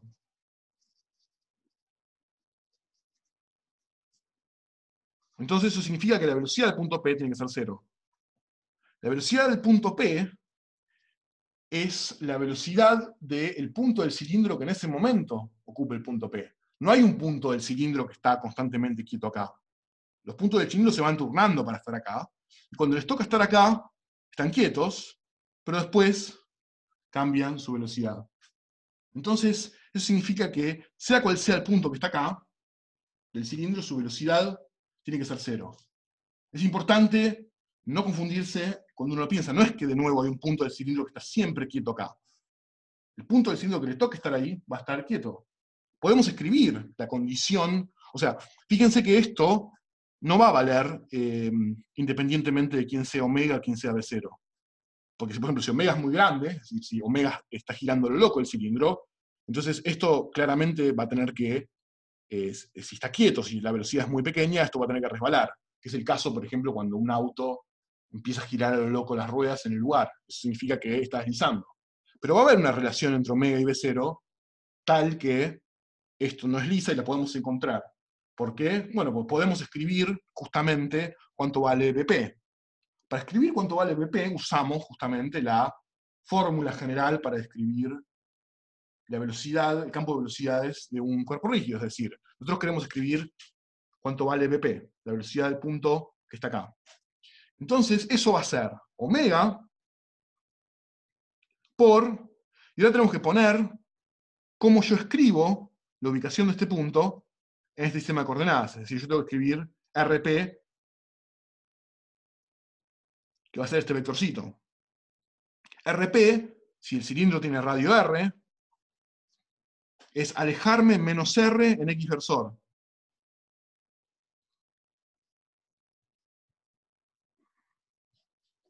Estoy escribiendo la posición de este punto desde el eje del cilindro. Y después le sumo B0, que es la velocidad de traslación, que es en Y versor, es la dirección para la derecha. Y esto es como yo escribo la velocidad del punto P. Si yo hubiese puesto otra cosa acá, escribiría la velocidad del punto del cilindro que está en ese lugar, bueno, en otra posición del cilindro. Entonces, cuando yo hago esta cuenta, recordando que omega es omega z versor, yo acá tengo un z versor, producto x versor, eso me da y versor, o sea, esto me da menos omega r en y versor más b0 en y versor, sacando factor común y versor, o sea, escribiendo todo lo que está multiplicando a y versor, me queda esto, y esto es lo que tiene que ser 0. Esto tiene que ser 0 porque no desliza el cilindro contra el piso, y para que esto sea 0, entonces lo que multiplica y versor tiene que ser 0. Es decir, esto que está acá, B0 menos omega R, tiene que ser igual a 0, y lo mismo B0 tiene que ser igual a omega R. Es decir, que esto que es la condición, lo llama condición de rodadura, es esencialmente lo que se tiene que cumplir para que el cilindro no deslice. Bueno, entonces, hasta acá vamos bien. Creo que se imaginan cómo es el movimiento de este cilindro. Yo tengo una pregunta. Sí. Entonces, o sea, solamente en ese punto la velocidad es 0 para ese momento, digo. Siempre. Cuando el punto está apoyado en el piso. Siempre, claro, Porque siempre. Si yo tomo, sí. Si yo tomo un punto P en, no sé, en el justo el opuesto, el que está arriba de todo, la velocidad respecto del piso no va a ser 0. No. Es más, O sea, es solamente... Lo podemos calcular si querés. Es solamente cuando está apoyado en el piso, digamos. No, a ver. Lo que nos dice, la velocidad de este punto la podemos calcular, digamos, va a ser, de hecho, mayor que la del centro. O sea, lo que va a pasar es que esto se va a mover con velocidad V0 hacia allá, esto se va a mover más rápido, esto se va a mover con una velocidad nula. Esto, lo que quiere decir es que los puntos del cilindro se van moviendo, y cuando pasan por acá, en ese instante, el punto que pasa por acá está quieto. Quizás mejor lo podemos ver con una animación. A ver, vamos a hacer una... ahora ya lo entendí. No, vamos a hacer una... Voy a compartir la pantalla. Pero, profe, en un instante todos los puntos están quietos si tomás un instante. No. Pero es como apoyar un vértice sobre un plano. O sea, cuando yo digo quieto, perdón, quise decir, si quizás no me expresé bien, su velocidad es nula. ¿Okay? Entonces, lo que yo quiero poner acá es una cicloide. Y lo vamos a buscar como un GIF animado, ya que estamos. Hay que tengo que mover esto, porque justo quedó... Te hago una consulta, Enzo. Sí. ¿No serviría verlo más con lo que sería la rueda y mostrar lo que serían las líneas de los vectores de velocidad? Sí, pero ¿para qué hacer eso si tenemos un ejemplo. Ah, está, listo. Pero, Mucho mejor así. Esto es una cicloide. Esto es básicamente lo que pasa, digamos, si uno agarra un punto determinado, este punto que está acá, en la superficie del cilindro, y por ejemplo le pone, no sé, un LED o algo que vaya dejando una traza en una cámara fotográfica, es decir, que vaya dejando una estela, lo que va a ver es lo que es la curva que está en roja.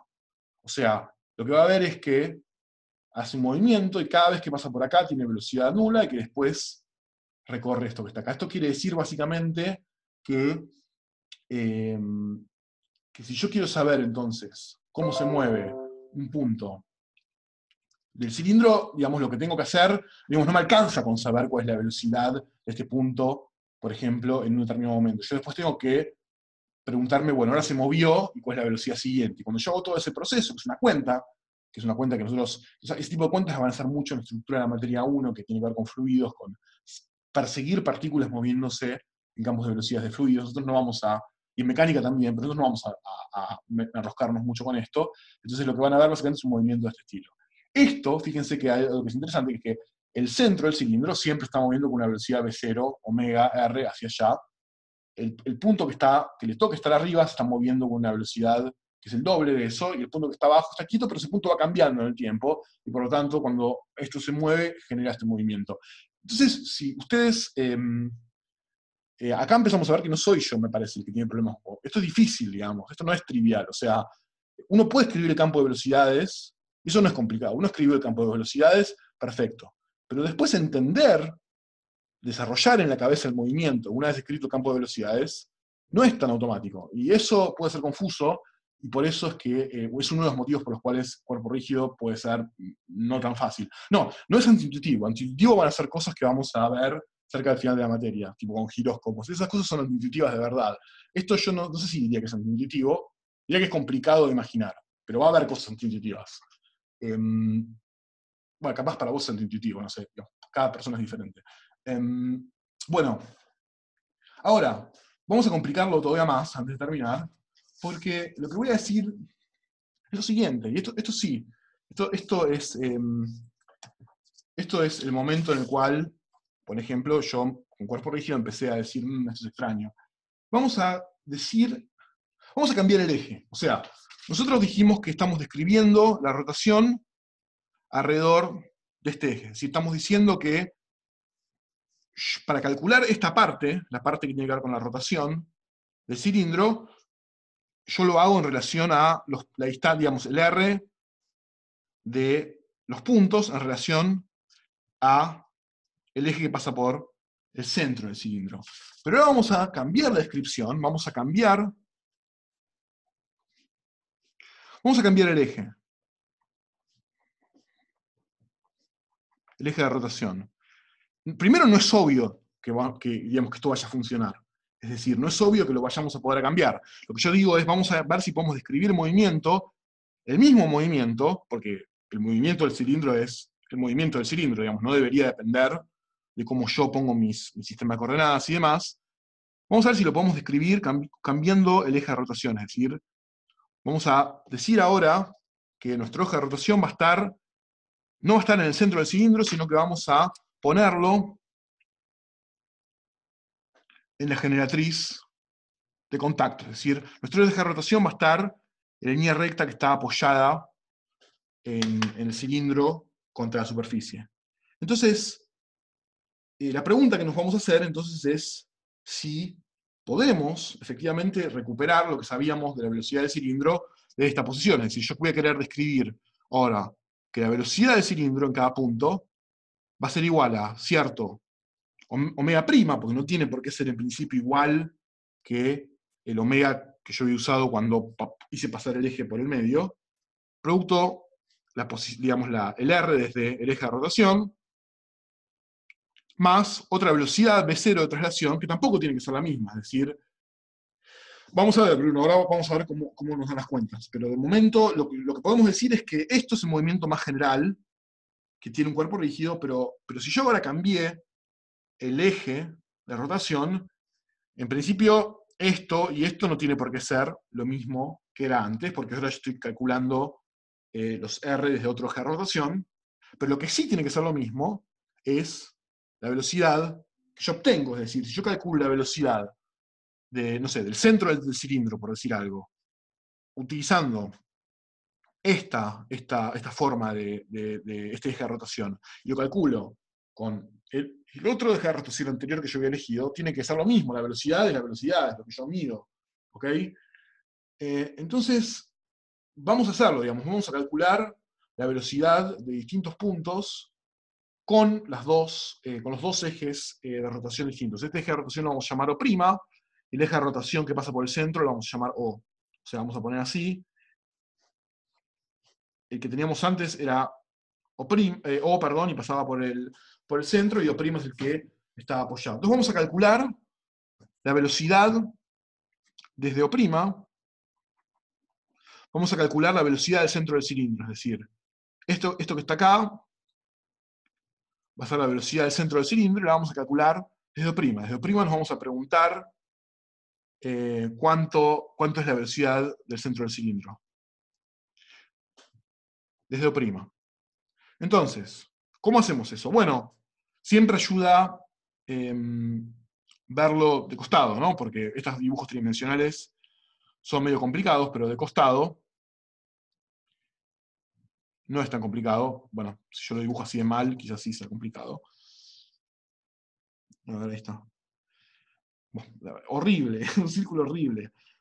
No sé, no puedo. Esto dijimos que era Y-versor, esto dijimos que era X-versor, y este es O'. O' está ahora, no está en el centro, sino que está acá, abajo, en la superficie de contacto. Entonces, va a ser omega',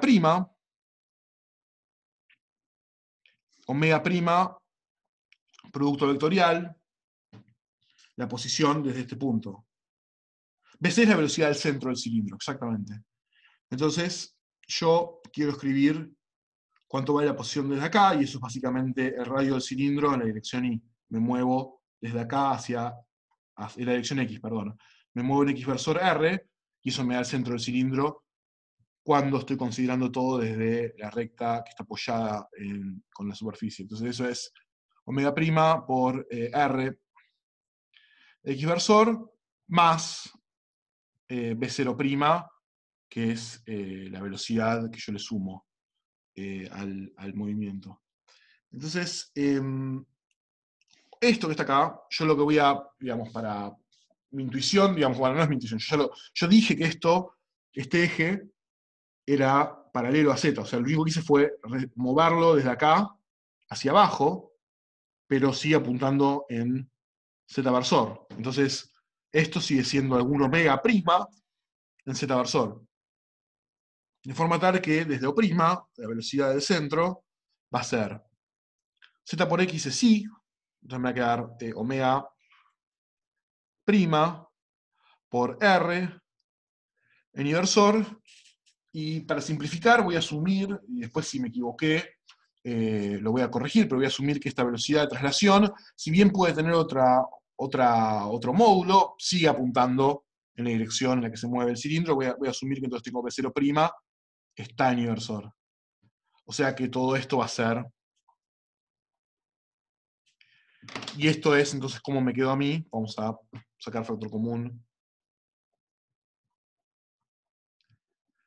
Esto es como me quedó a mí, entonces la velocidad del centro, vista con el eje de rotación en O'. ¿Ok? Es una cuenta, digamos, que es eso lo que dio. Entonces, ahora lo que podemos hacer es encontrar la velocidad de otro punto. Desde, por ejemplo, no sé, desde O'. O más fácil, vamos a encontrar la velocidad desde O del centro. Es decir, ¿cuánto va la velocidad desde O del centro? Desde O, la velocidad del centro, ¿cuánto tiene que valer? ¿Lo pueden hacer sin ningún cálculo? Digamos. Cero. B0, ¿no? Tiene que valer B0 porque desde O yo tengo que esto es omega vector el R del centro, pero justamente el R del centro desde O es 0, ¿no? Porque estoy con esto puesto en el centro. Entonces, esto es 0, más B0, entonces esto tiene que ser B0 en inversor. Entonces, estas cosas tienen que ser iguales, o sea, lo que tiene que pasar es que omega prima R más B0' tiene que ser igual a B0. Bueno, esto es una relación que tiene que cumplir los omega prima y B0' para que esté bien descrito el movimiento con el eje de rotación cambiado. Pero hay algo más que yo puedo decir. Puedo decir algo también sobre el punto de contacto, porque el punto de contacto tiene que valer 0. Un eje específico que no fuera ni X ni Z. Bueno, yo lo que propongo es que primero entendamos cómo hacer con este caso que es sencillo, que es desplazar paralelamente el eje, y después nos vamos a preocupar en el caso general de qué pasa cuando cambiamos un eje de rotación general. Vamos primero ordenadamente con el caso más sencillo, porque esto se va a complicar rápidamente, entonces tratemos de entender qué está pasando acá. Entonces, el otro punto que yo tengo que yo sé, digamos, cuánto vale su velocidad es el punto de contacto. Como hay rodadura, entonces ese punto tiene velocidad 0. Entonces desde O', yo puedo escribir que la velocidad del punto de contacto es omega prima en z versor por 0. O sea, acá, ahora en este caso en particular es 0 desde O' el punto de contacto, porque el punto de contacto justamente coincide con el eje de rotación en O', por el R del punto de contacto, pero esto es justamente 0, más B0' en inversor. Entonces, si yo calculo desde O' la velocidad del punto de contacto, eso me da B0', pero eso tiene que ser 0. O sea, la velocidad del punto de contacto tiene que ser 0 desde O' y tiene que ser 0 desde O. Eso tiene que ser 0. De forma tal que B0' es 0. O sea, si yo quiero describir el movimiento de este cilindro, pero con un eje de rotación pasando por la línea de contacto, entonces esto tiene que ser 0. Y si esto tiene que ser 0, entonces fíjense que esto me quedó que omega prima por R tiene que ser igual a B0. Pero B0, por la condición de rodadura del cilindro, era omega R. ¿Está bien? Esto es lo que yo calculé comparando la velocidad del centro desde O' y desde O, y esto que está acá, el segundo igual, es la condición de rodadura. O sea, esto es la condición de rodadura, y esto es comparar desde O versus O'. Y esto entonces todo... Sí. ¿Te puedo pedir que repitas lo último? Porque la verdad que me perdí. Con lo que Está bien, serían las cuentas en general que hay, es como puede, mucho para la vista. Puede ser confuso. ¿Hasta dónde llegamos? A ver. Hasta lo del punto, la velocidad en el centro, lo casé perfecto. Claro, lo que yo estoy tratando de hacer es describir la velocidad de dos puntos del cilindro desde O' para compararla, porque tiene que valer lo mismo, con la velocidad de esos mismos puntos desde O, de forma tal que yo pueda encontrar cuánto vale el omega prima y el B0' que yo necesito entonces para describir el movimiento desde el nuevo eje de rotación. Entonces, primero dijimos, bueno, esto hasta acá me seguiste, que es cuando yo hago la cuenta de cuánto vale la velocidad del centro desde O', llego a que es omega prima R más B0' en inversor. ¿Ok? Hasta acá estamos. Ahora, yo, digamos, esto tiene que ser igual a la velocidad del centro. Esto tiene que ser igual a la velocidad del centro. No estamos viendo la hoja, ¿eh? Ah, Ahí claro. va, gracias. Es claro que vean la hoja. Además, profe, sí. Si esa BC es BC', ¿no? Es prima, pero igual, digamos, tiene que ser igual. O sea, si quiere le pongo la prima o no, pero la velocidad del centro del cilindro es la velocidad del centro del cilindro. Entonces, cuando yo escribo el campo de velocidades desde O o desde O', necesito que valga lo mismo en cada punto, porque el campo de velocidades es lo que me determina el movimiento del cilindro, entonces no puede depender de donde yo pongo el eje de rotación, tiene que ser el mismo. Entonces, esta prima, digamos, está, si la queremos poner, pero a la larga, yo igual voy a pedir que esto sea igual a esto sin la prima. Y esto, yo quiero que sea igual a la velocidad del centro, del cilindro computada. Lo que no entiendo, profe, es eje de rotación hay uno solo. No lo podés poner donde vos quieras. Lo que Sí, vos podés lo cambiar estoy- es el sistema de referencia. No, no estoy cambiando el eje de rotación. Estoy diciendo que ahora el eje de rotación va a pasar por acá. O sea, el punto es el siguiente, digamos. Si yo cambio el eje de rotación, van a cambiar quiénes son estos vectores, pero el movimiento lo voy a poder seguir describiendo. Eso es lo que yo quiero, a donde yo quiero llegar. ¿Está bien? O sea, yo lo que quiero decir es, bueno, yo pude describir a este movimiento con, desde el punto, desde O. Desde O yo este movimiento ya lo logré describir con un campo de velocidades que es esto más, y por la condición de rodadura, esto tiene que ser igual a omega R en inversor. Esto ya describe correctamente el movimiento del cilindro que va rodando desde O. Ahora quiero ver si yo lo puedo describir desde O'. En realidad, yo todavía no sé si lo voy a poder describir. Es lo que estoy tratando de hacer. Estoy tratando de preguntarme ahora si yo puedo describirlo desde O', posiblemente cambiando quiénes son las velocidades de rotación y de traslación. Quizás no pueda, pero es lo que estoy tratando de ver si puedo.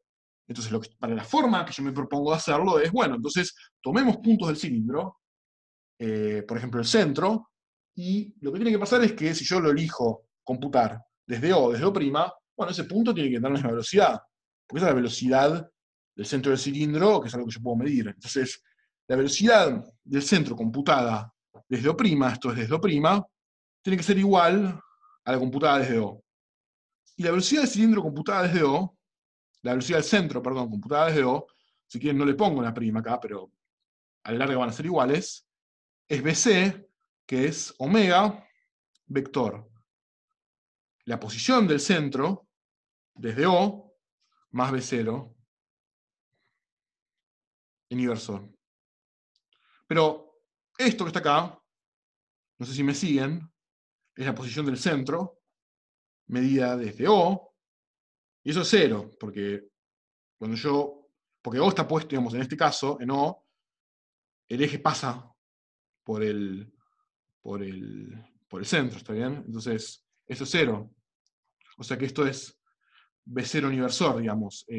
Desde O, el centro se mueve con B0. Si yo escribo desde O' y hago este dibujo, y desde O, y hago este otro dibujo, entonces desde O, esto es B0, y desde O', yo calculé que esto me dio omega prima R más B0'. Ok, pero esto tiene que ser igual a esto. ¿Está bien? ¿Me siguen hasta ahí? Y B0', habíamos dicho que era 0, ¿no? Sí, perfecto. Está bien, entonces B0, sí, ahora llegamos a eso, Agustín, pero B0, además por la condición de rodadura, lo que habíamos dicho que daba omega R, todo es rodadura. Esto es para que no deslice. Entonces yo puedo igualar estas dos cosas y puedo decir que omega prima R más B0' es igual a omega R. Y esto es una ecuación. Esto hasta ahora es una relación matemática entre que sí o sí van a tener que cumplir omega prima y B0' para que haya consistencia en cómo yo describo el movimiento desde los dos ejes del centro del cilindro. Esto no me alcanza para despejar, es una única ecuación con dos incógnitas, no me dice la respuesta definitiva sobre quiénes son omega prima y B0'. Pero hay otros puntos del cilindro que yo puedo calcular la velocidad desde los dos, desde O' y desde O. Por ejemplo. Ahí usás el BP que sabes que es 0. Exacto.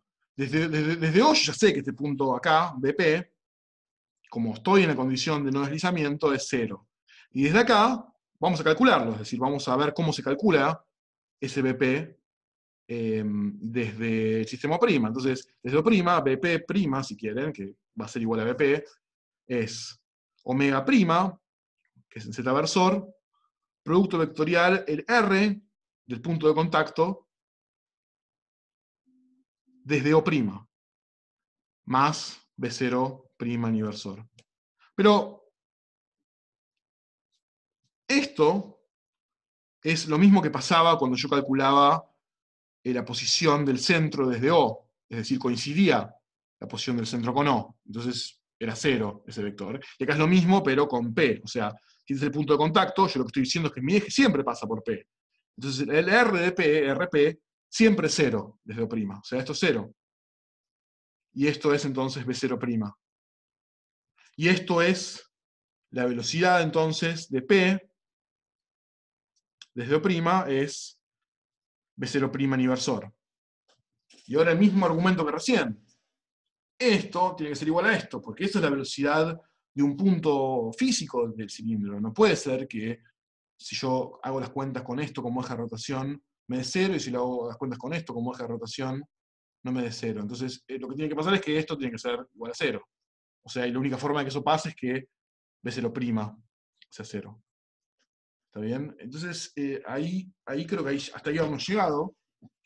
Y si sabemos que B0'... ¿Cómo? Una pregunta, porque Sí. no sé si lo estoy interpretando bien o no. O sea, esto lo que quiere decir es que si yo tengo, ponele como dos sistemas separados, uno que estoy haciendo girar un aro alrededor de su centro y otro que estoy haciendo girar un aro alrededor de un punto de su superficie, y en cierto momento como que ponele que como que se intersecan los dos aros, o sea, los que están girando alrededor de su centro y el que está girando alrededor del punto, las velocidades de todos los puntos van a ser iguales.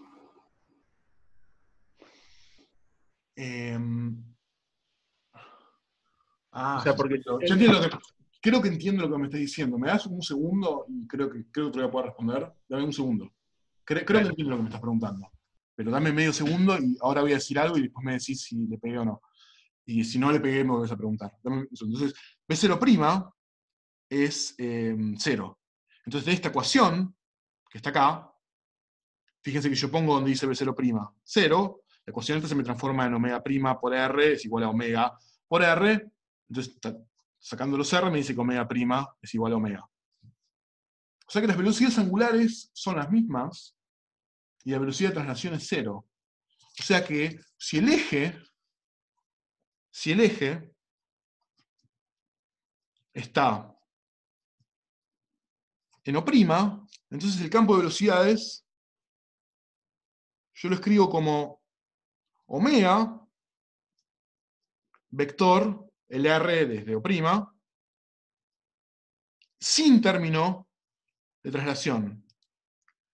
Y lo que esto me está diciendo entonces es que desde O', esto es una rotación pura. Desde O' no hay un término de traslación. Desde O', si el cilindro está en rodadura y está avanzando sobre esta superficie, desde O', si yo lo miro desde acá, esto es un movimiento puramente rotacional. Lo que yo entiendo que vos me habías preguntado es, si este es un eje de rotación, entonces hay otra posibilidad, digamos, que sería, ok, este cilindro está agarrado a este punto. Si este cilindro está agarrado a este punto, yo me puedo imaginar que este cilindro lo que está haciendo, el centro, es haciendo este movimiento en realidad. Y como me preguntaste si en este momento en particular, cuando este movimiento coincide con este, los campos de velocidad son iguales. ¿Eso me preguntaste? Claro, o sea, imagínate Sí. en esa mesa que viene como una rueda y justo se intersecan cuando están en el mismo... Claro, sí, exacto. Sí, eso es cierto, pero tenés que tener cuidado porque este movimiento y este movimiento no son el mismo. Es decir, este movimiento tiene una traslación del centro junto con una rotación y justo en este momento coinciden. ¿Está bien? Pero este movimiento, digamos que es el movimiento que yo describo desde O' como una rotación pura, si yo no le sumo nada acá, este movimiento tiene que ser idéntico al que mostré hace un rato, tiene que ser idéntico a esto, a lo que había mostrado yo recién, como tiene que ser idéntico a esto. Entonces, este tipo de movimiento es, ¿qué es lo que pasa si yo evoluciono las posiciones del cilindro, tanto desde O' como O? Es un movimiento físico del cilindro. Solo que si yo lo miro desde O', es una rotación pura, y si yo lo miro desde O, tengo una rotación superpuesta con una traslación. Y ahora les respondo, digamos, esto es lo que vale generalmente, eso es lo último que quiero decir, no lo voy a demostrar porque está de vuelta en el Roderer, pero lo que yo estoy diciendo acá es que en general, esto vale en general, o sea, en general, si yo cambio el eje de rotación, si cambio el eje de rotación que estoy usando por otro que es paralelo,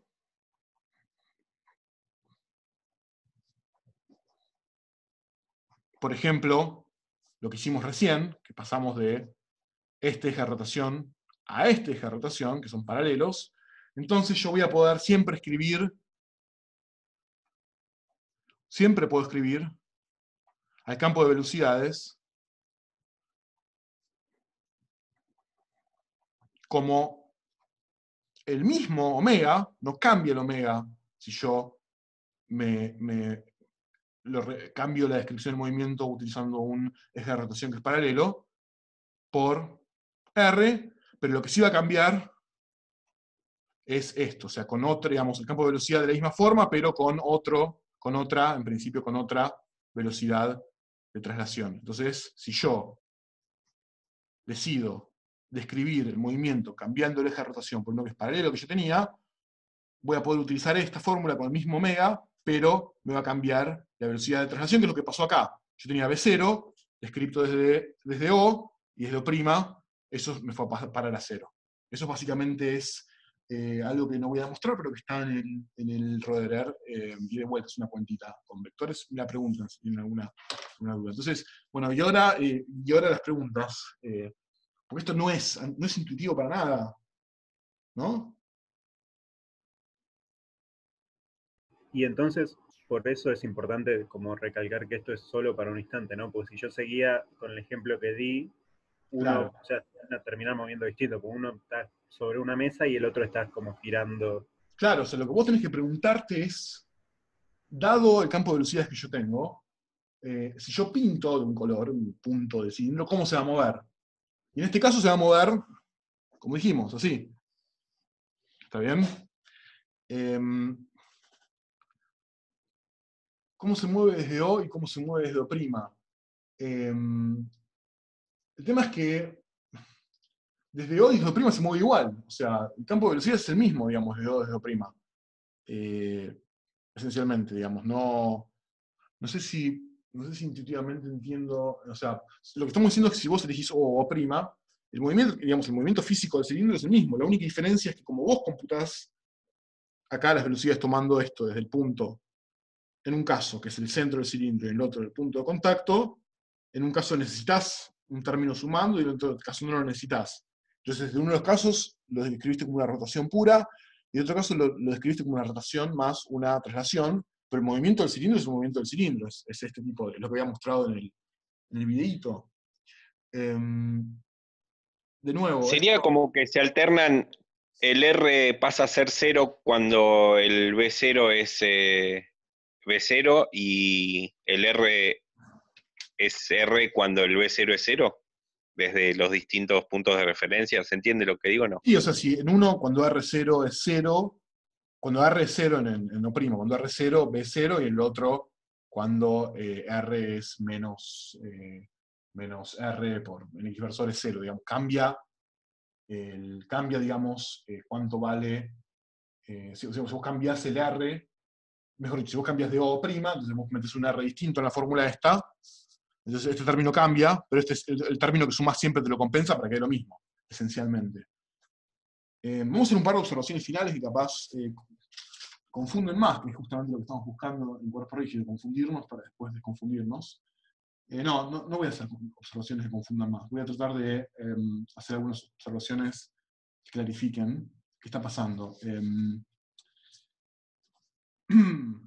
Enzo, cuando vos decís que el campo queda igual, yo me imagino un campo que empieza con un vector nulo abajo y que va creciendo hasta arriba de todo a ser el vector más grande. ¿Correcto? Sí, es algo así. ¿No? Exacto, y si vos cambiás O en tu eje de rotación, estás en el medio de ese campo, y si tu O' es la generatriz, estás eso es abajo. Claro, eso es de donde vos referís la posición para computar la rotación con el omega. Y si vos te quedás ahí, el movimiento de rotación va a ser diferente en un caso o en el otro, pero justamente lo que haces es el término que sumás de traslación tiene que compensar por ese cambio de forma tal que el campo de velocidades es el campo de velocidades. que es lo que determina cómo se mueve un punto del cilindro.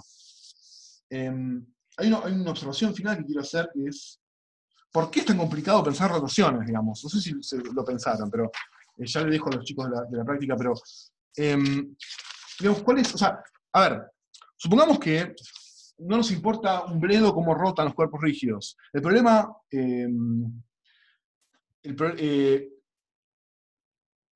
no, o sea, cambiar el eje de rotación es, a ver, cuando vos cambias el eje de rotación, lo que decís es, yo puedo describir todos los puntos del cuerpo rígido en términos de su velocidad en ese instante determinado,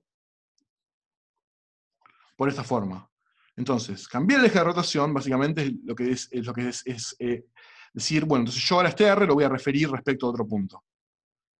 Entonces, el campo de velocidades que yo estoy computando tiene que cambiar este término de acá para que se compense y me quede el mismo campo de velocidades.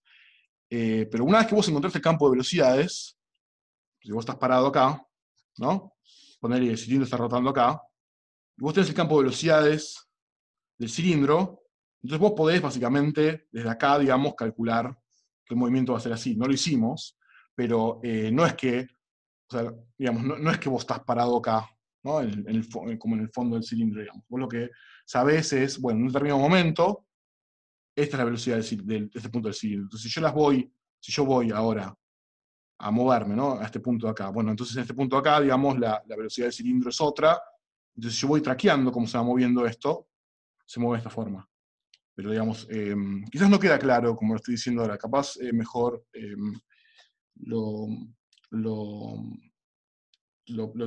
pienso una forma de dibujarlo más clara.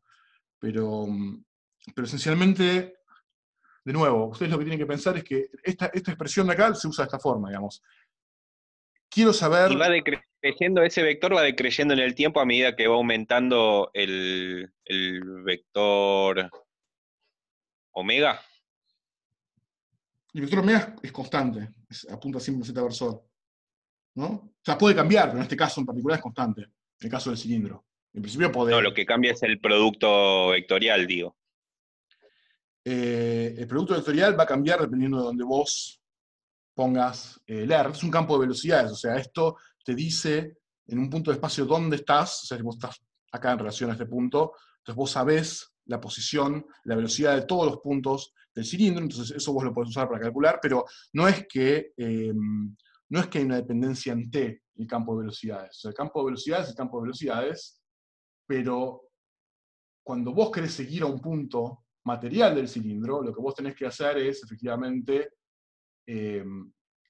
tener en cuenta que en un tiempo después, ese punto va a estar en otra posición del campo de velocidades, entonces va a tener otra velocidad. O sea, eso es lo que yo había aclarado al principio, que es que el campo de velocidades no es, no dice que hay por ejemplo, en la posición X y Z, ese punto del cilindro siempre está teniendo esa velocidad. Lo que dice es que el punto que está pasando por esa posición del campo de velocidades tiene la velocidad de X y Z. Entonces, si vos vas haciendo el procedimiento de seguirlos y calculando la velocidad en los puntos sucesivos del tiempo, vas a poder encontrar justamente esta forma para los distintos puntos del cilindro de la trayectoria, pero bueno, no lo hicimos eso todo, digamos. Eso no es algo que sea tan directo. No sé si esto aclara un poco el panorama o es más complejo todavía. Piénsenlo, digamos, medítenlo y después lo hablamos la clase que viene. Medítenlo en serio.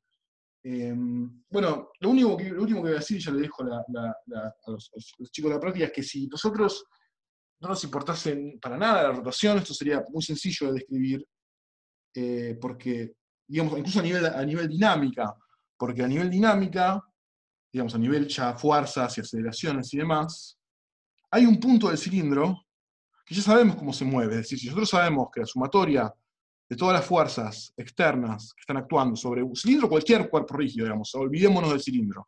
Tenemos cualquier cuerpo rígido, tipo un shawarma así, en cualquier lugar del espacio.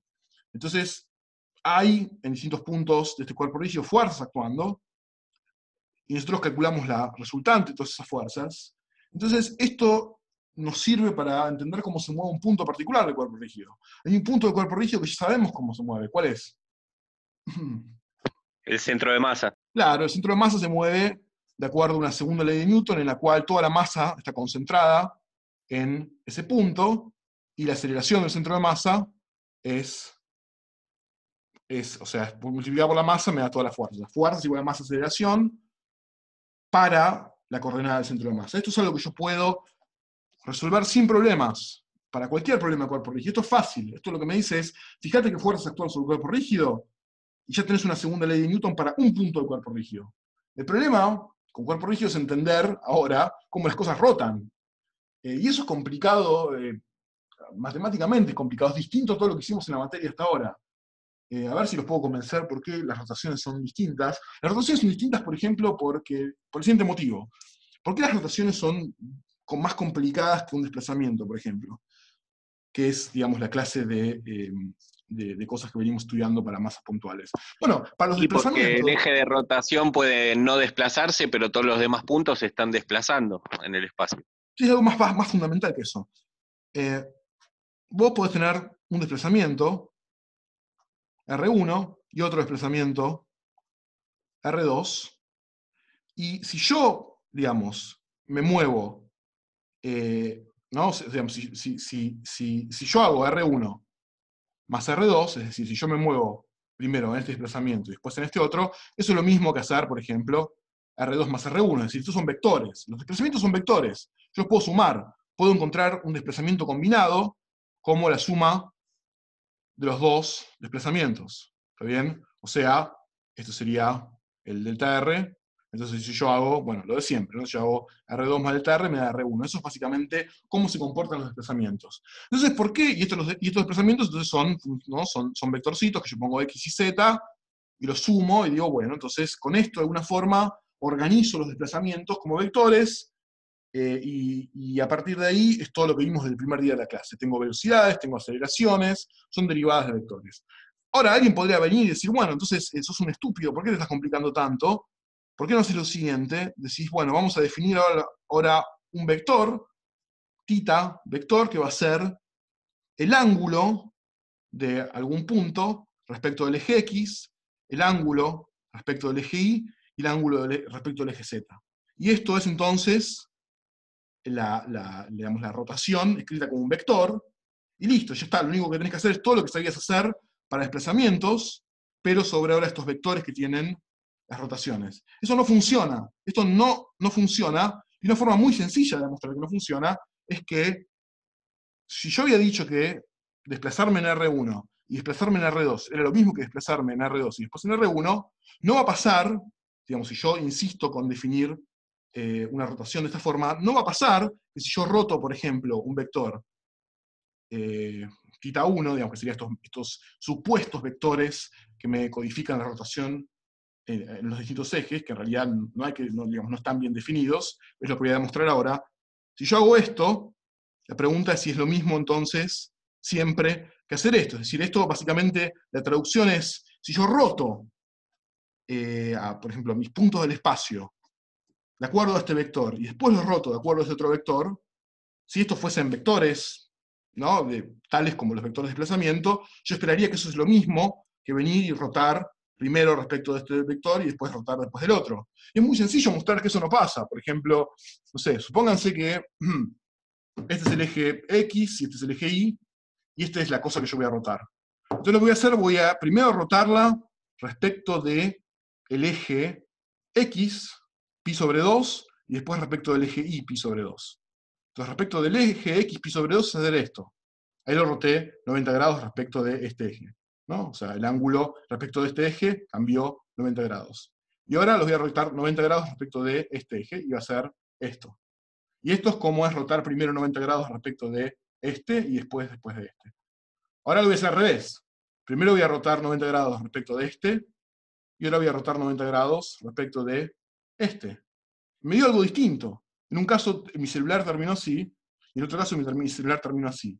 No es lo mismo rotar primero respecto de este eje pi sobre 2 y después respecto de este eje pi sobre 2 que al revés. Las rotaciones no las puedo definir como vectores justamente porque la operación suma entre vectores conmuta, y estos vectores de rotación claramente no son conmutativos. Entonces, acá ya empezamos a intuir por dónde viene la mano. ¿Qué objeto matemático conocen ustedes que no conmute, La esfera. que tenga una... No, más fácil. O no sé si fácil, pero... ¿Qué objeto matemático vieron alguna vez ustedes, desde que están en el CBC al menos, que tiene una operación entre esos objetos que no conmuta, que no es conmutativa? Digamos que si yo defino... El producto vectorial. Producto vectorial. Bueno, es más complicado que eso en principio. Porque el producto vectorial es anticonmutativo. O sea, digamos, cambiar el orden me pone un menos. Pero esto es más complicado, digamos. No es que rotar en un sentido o en el otro, lo único que me hizo fue invertir con un signo menos, sino que me cambió completamente el resultado. Bueno, son matrices, básicamente, ¿no? Las matrices no conmutan, digamos. Si yo tengo una matriz A y una matriz B, A por B no es lo mismo que B por A. Eso es algo que ustedes lo vieron en álgebra lineal.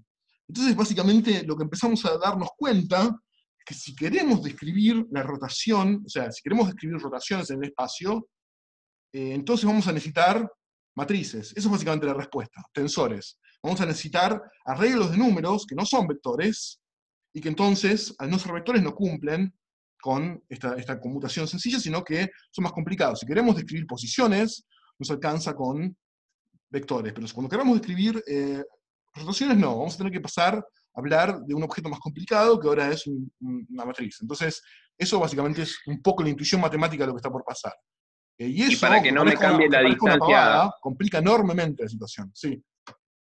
Y para que no me cambie la distancia entre los puntos, la determinante tiene que ser igual a 1. Y después tienen un montón de propiedades, estas cosas, digamos, el tipo de transformaciones son simetrías continuas, digamos, que cumplen propiedades para justamente no hacer cosas como cambiar la distancia del origen, pero en principio, digamos, siguen, digamos, no cumplen esa propiedad de conmutación, y en general, digamos, son necesarias justamente porque las rotaciones no son conmutativas, entonces voy a tener que ir a buscar un objeto que no conmute, y eso van a ser las matrices, y eso va a complicar enormemente la descripción de las rotaciones en relación al menos a la descripción de las traslaciones. Entonces, en las próximas clases lo que vamos a ver es, vamos a empezar a ver ahora cómo describir el movimiento, digamos, el movimiento ya lo vimos cómo describir, pero ahora cómo describir la dinámica, es decir, cómo calcular, cómo cambian cosas como el centro de masa, o distintos ángulos asociados a un cuerpo rígido, y vamos a empezar a darnos cuenta que la realidad de dificultad mayor no tiene que ver con la posición del centro de masa, sino que la dificultad mayor va a surgir cuando queramos describir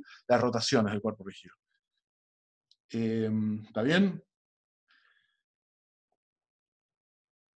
Bueno, eso es algo que por ahora igual en toda su generalidad, es decir, en la generalidad de tener que trabajar con las matrices y demás, lo van a ver en mecánica clásica. En física 1 vamos a ver casos restringidos de movimiento que no vamos a necesitar utilizar toda la álgebra con toda la generalidad, por suerte. Así que no va a ser tan complicado en física 1. Bueno, pero digamos lo importante que tiene que haber entendido hoy es la idea del campo de velocidad, cómo yo escribo el campo de velocidad como una superposición de una traslación y una rotación, y cuál es la interpretación de ese campo de velocidad. ¿Está bien? Quiero que les quede claro qué es lo que representa decir que el campo de velocidad en un punto R tiene tanto valor. ¿Ok? Bueno, no sé si está Diego por ahí, ya te voy dejando. Hola Enzo. Hola. Bueno. Medio con conexión inestable de nuevo, así que inmediatamente hosteo o co-hosteo alguno de mis ayudas. Bueno, entonces te paso a vos el host y bueno, nos vemos, gente. Hasta la próxima. La clase que viene es feriado, así que nos vemos. No, es feriado, es el 10 de julio. Me parece que es feriado. Así que exactamente. Sí. Sí, teoría de grupos es lo que describe estas matrices. Bueno, nos vemos. Chau, gente. Chau, chau. Chau, profe.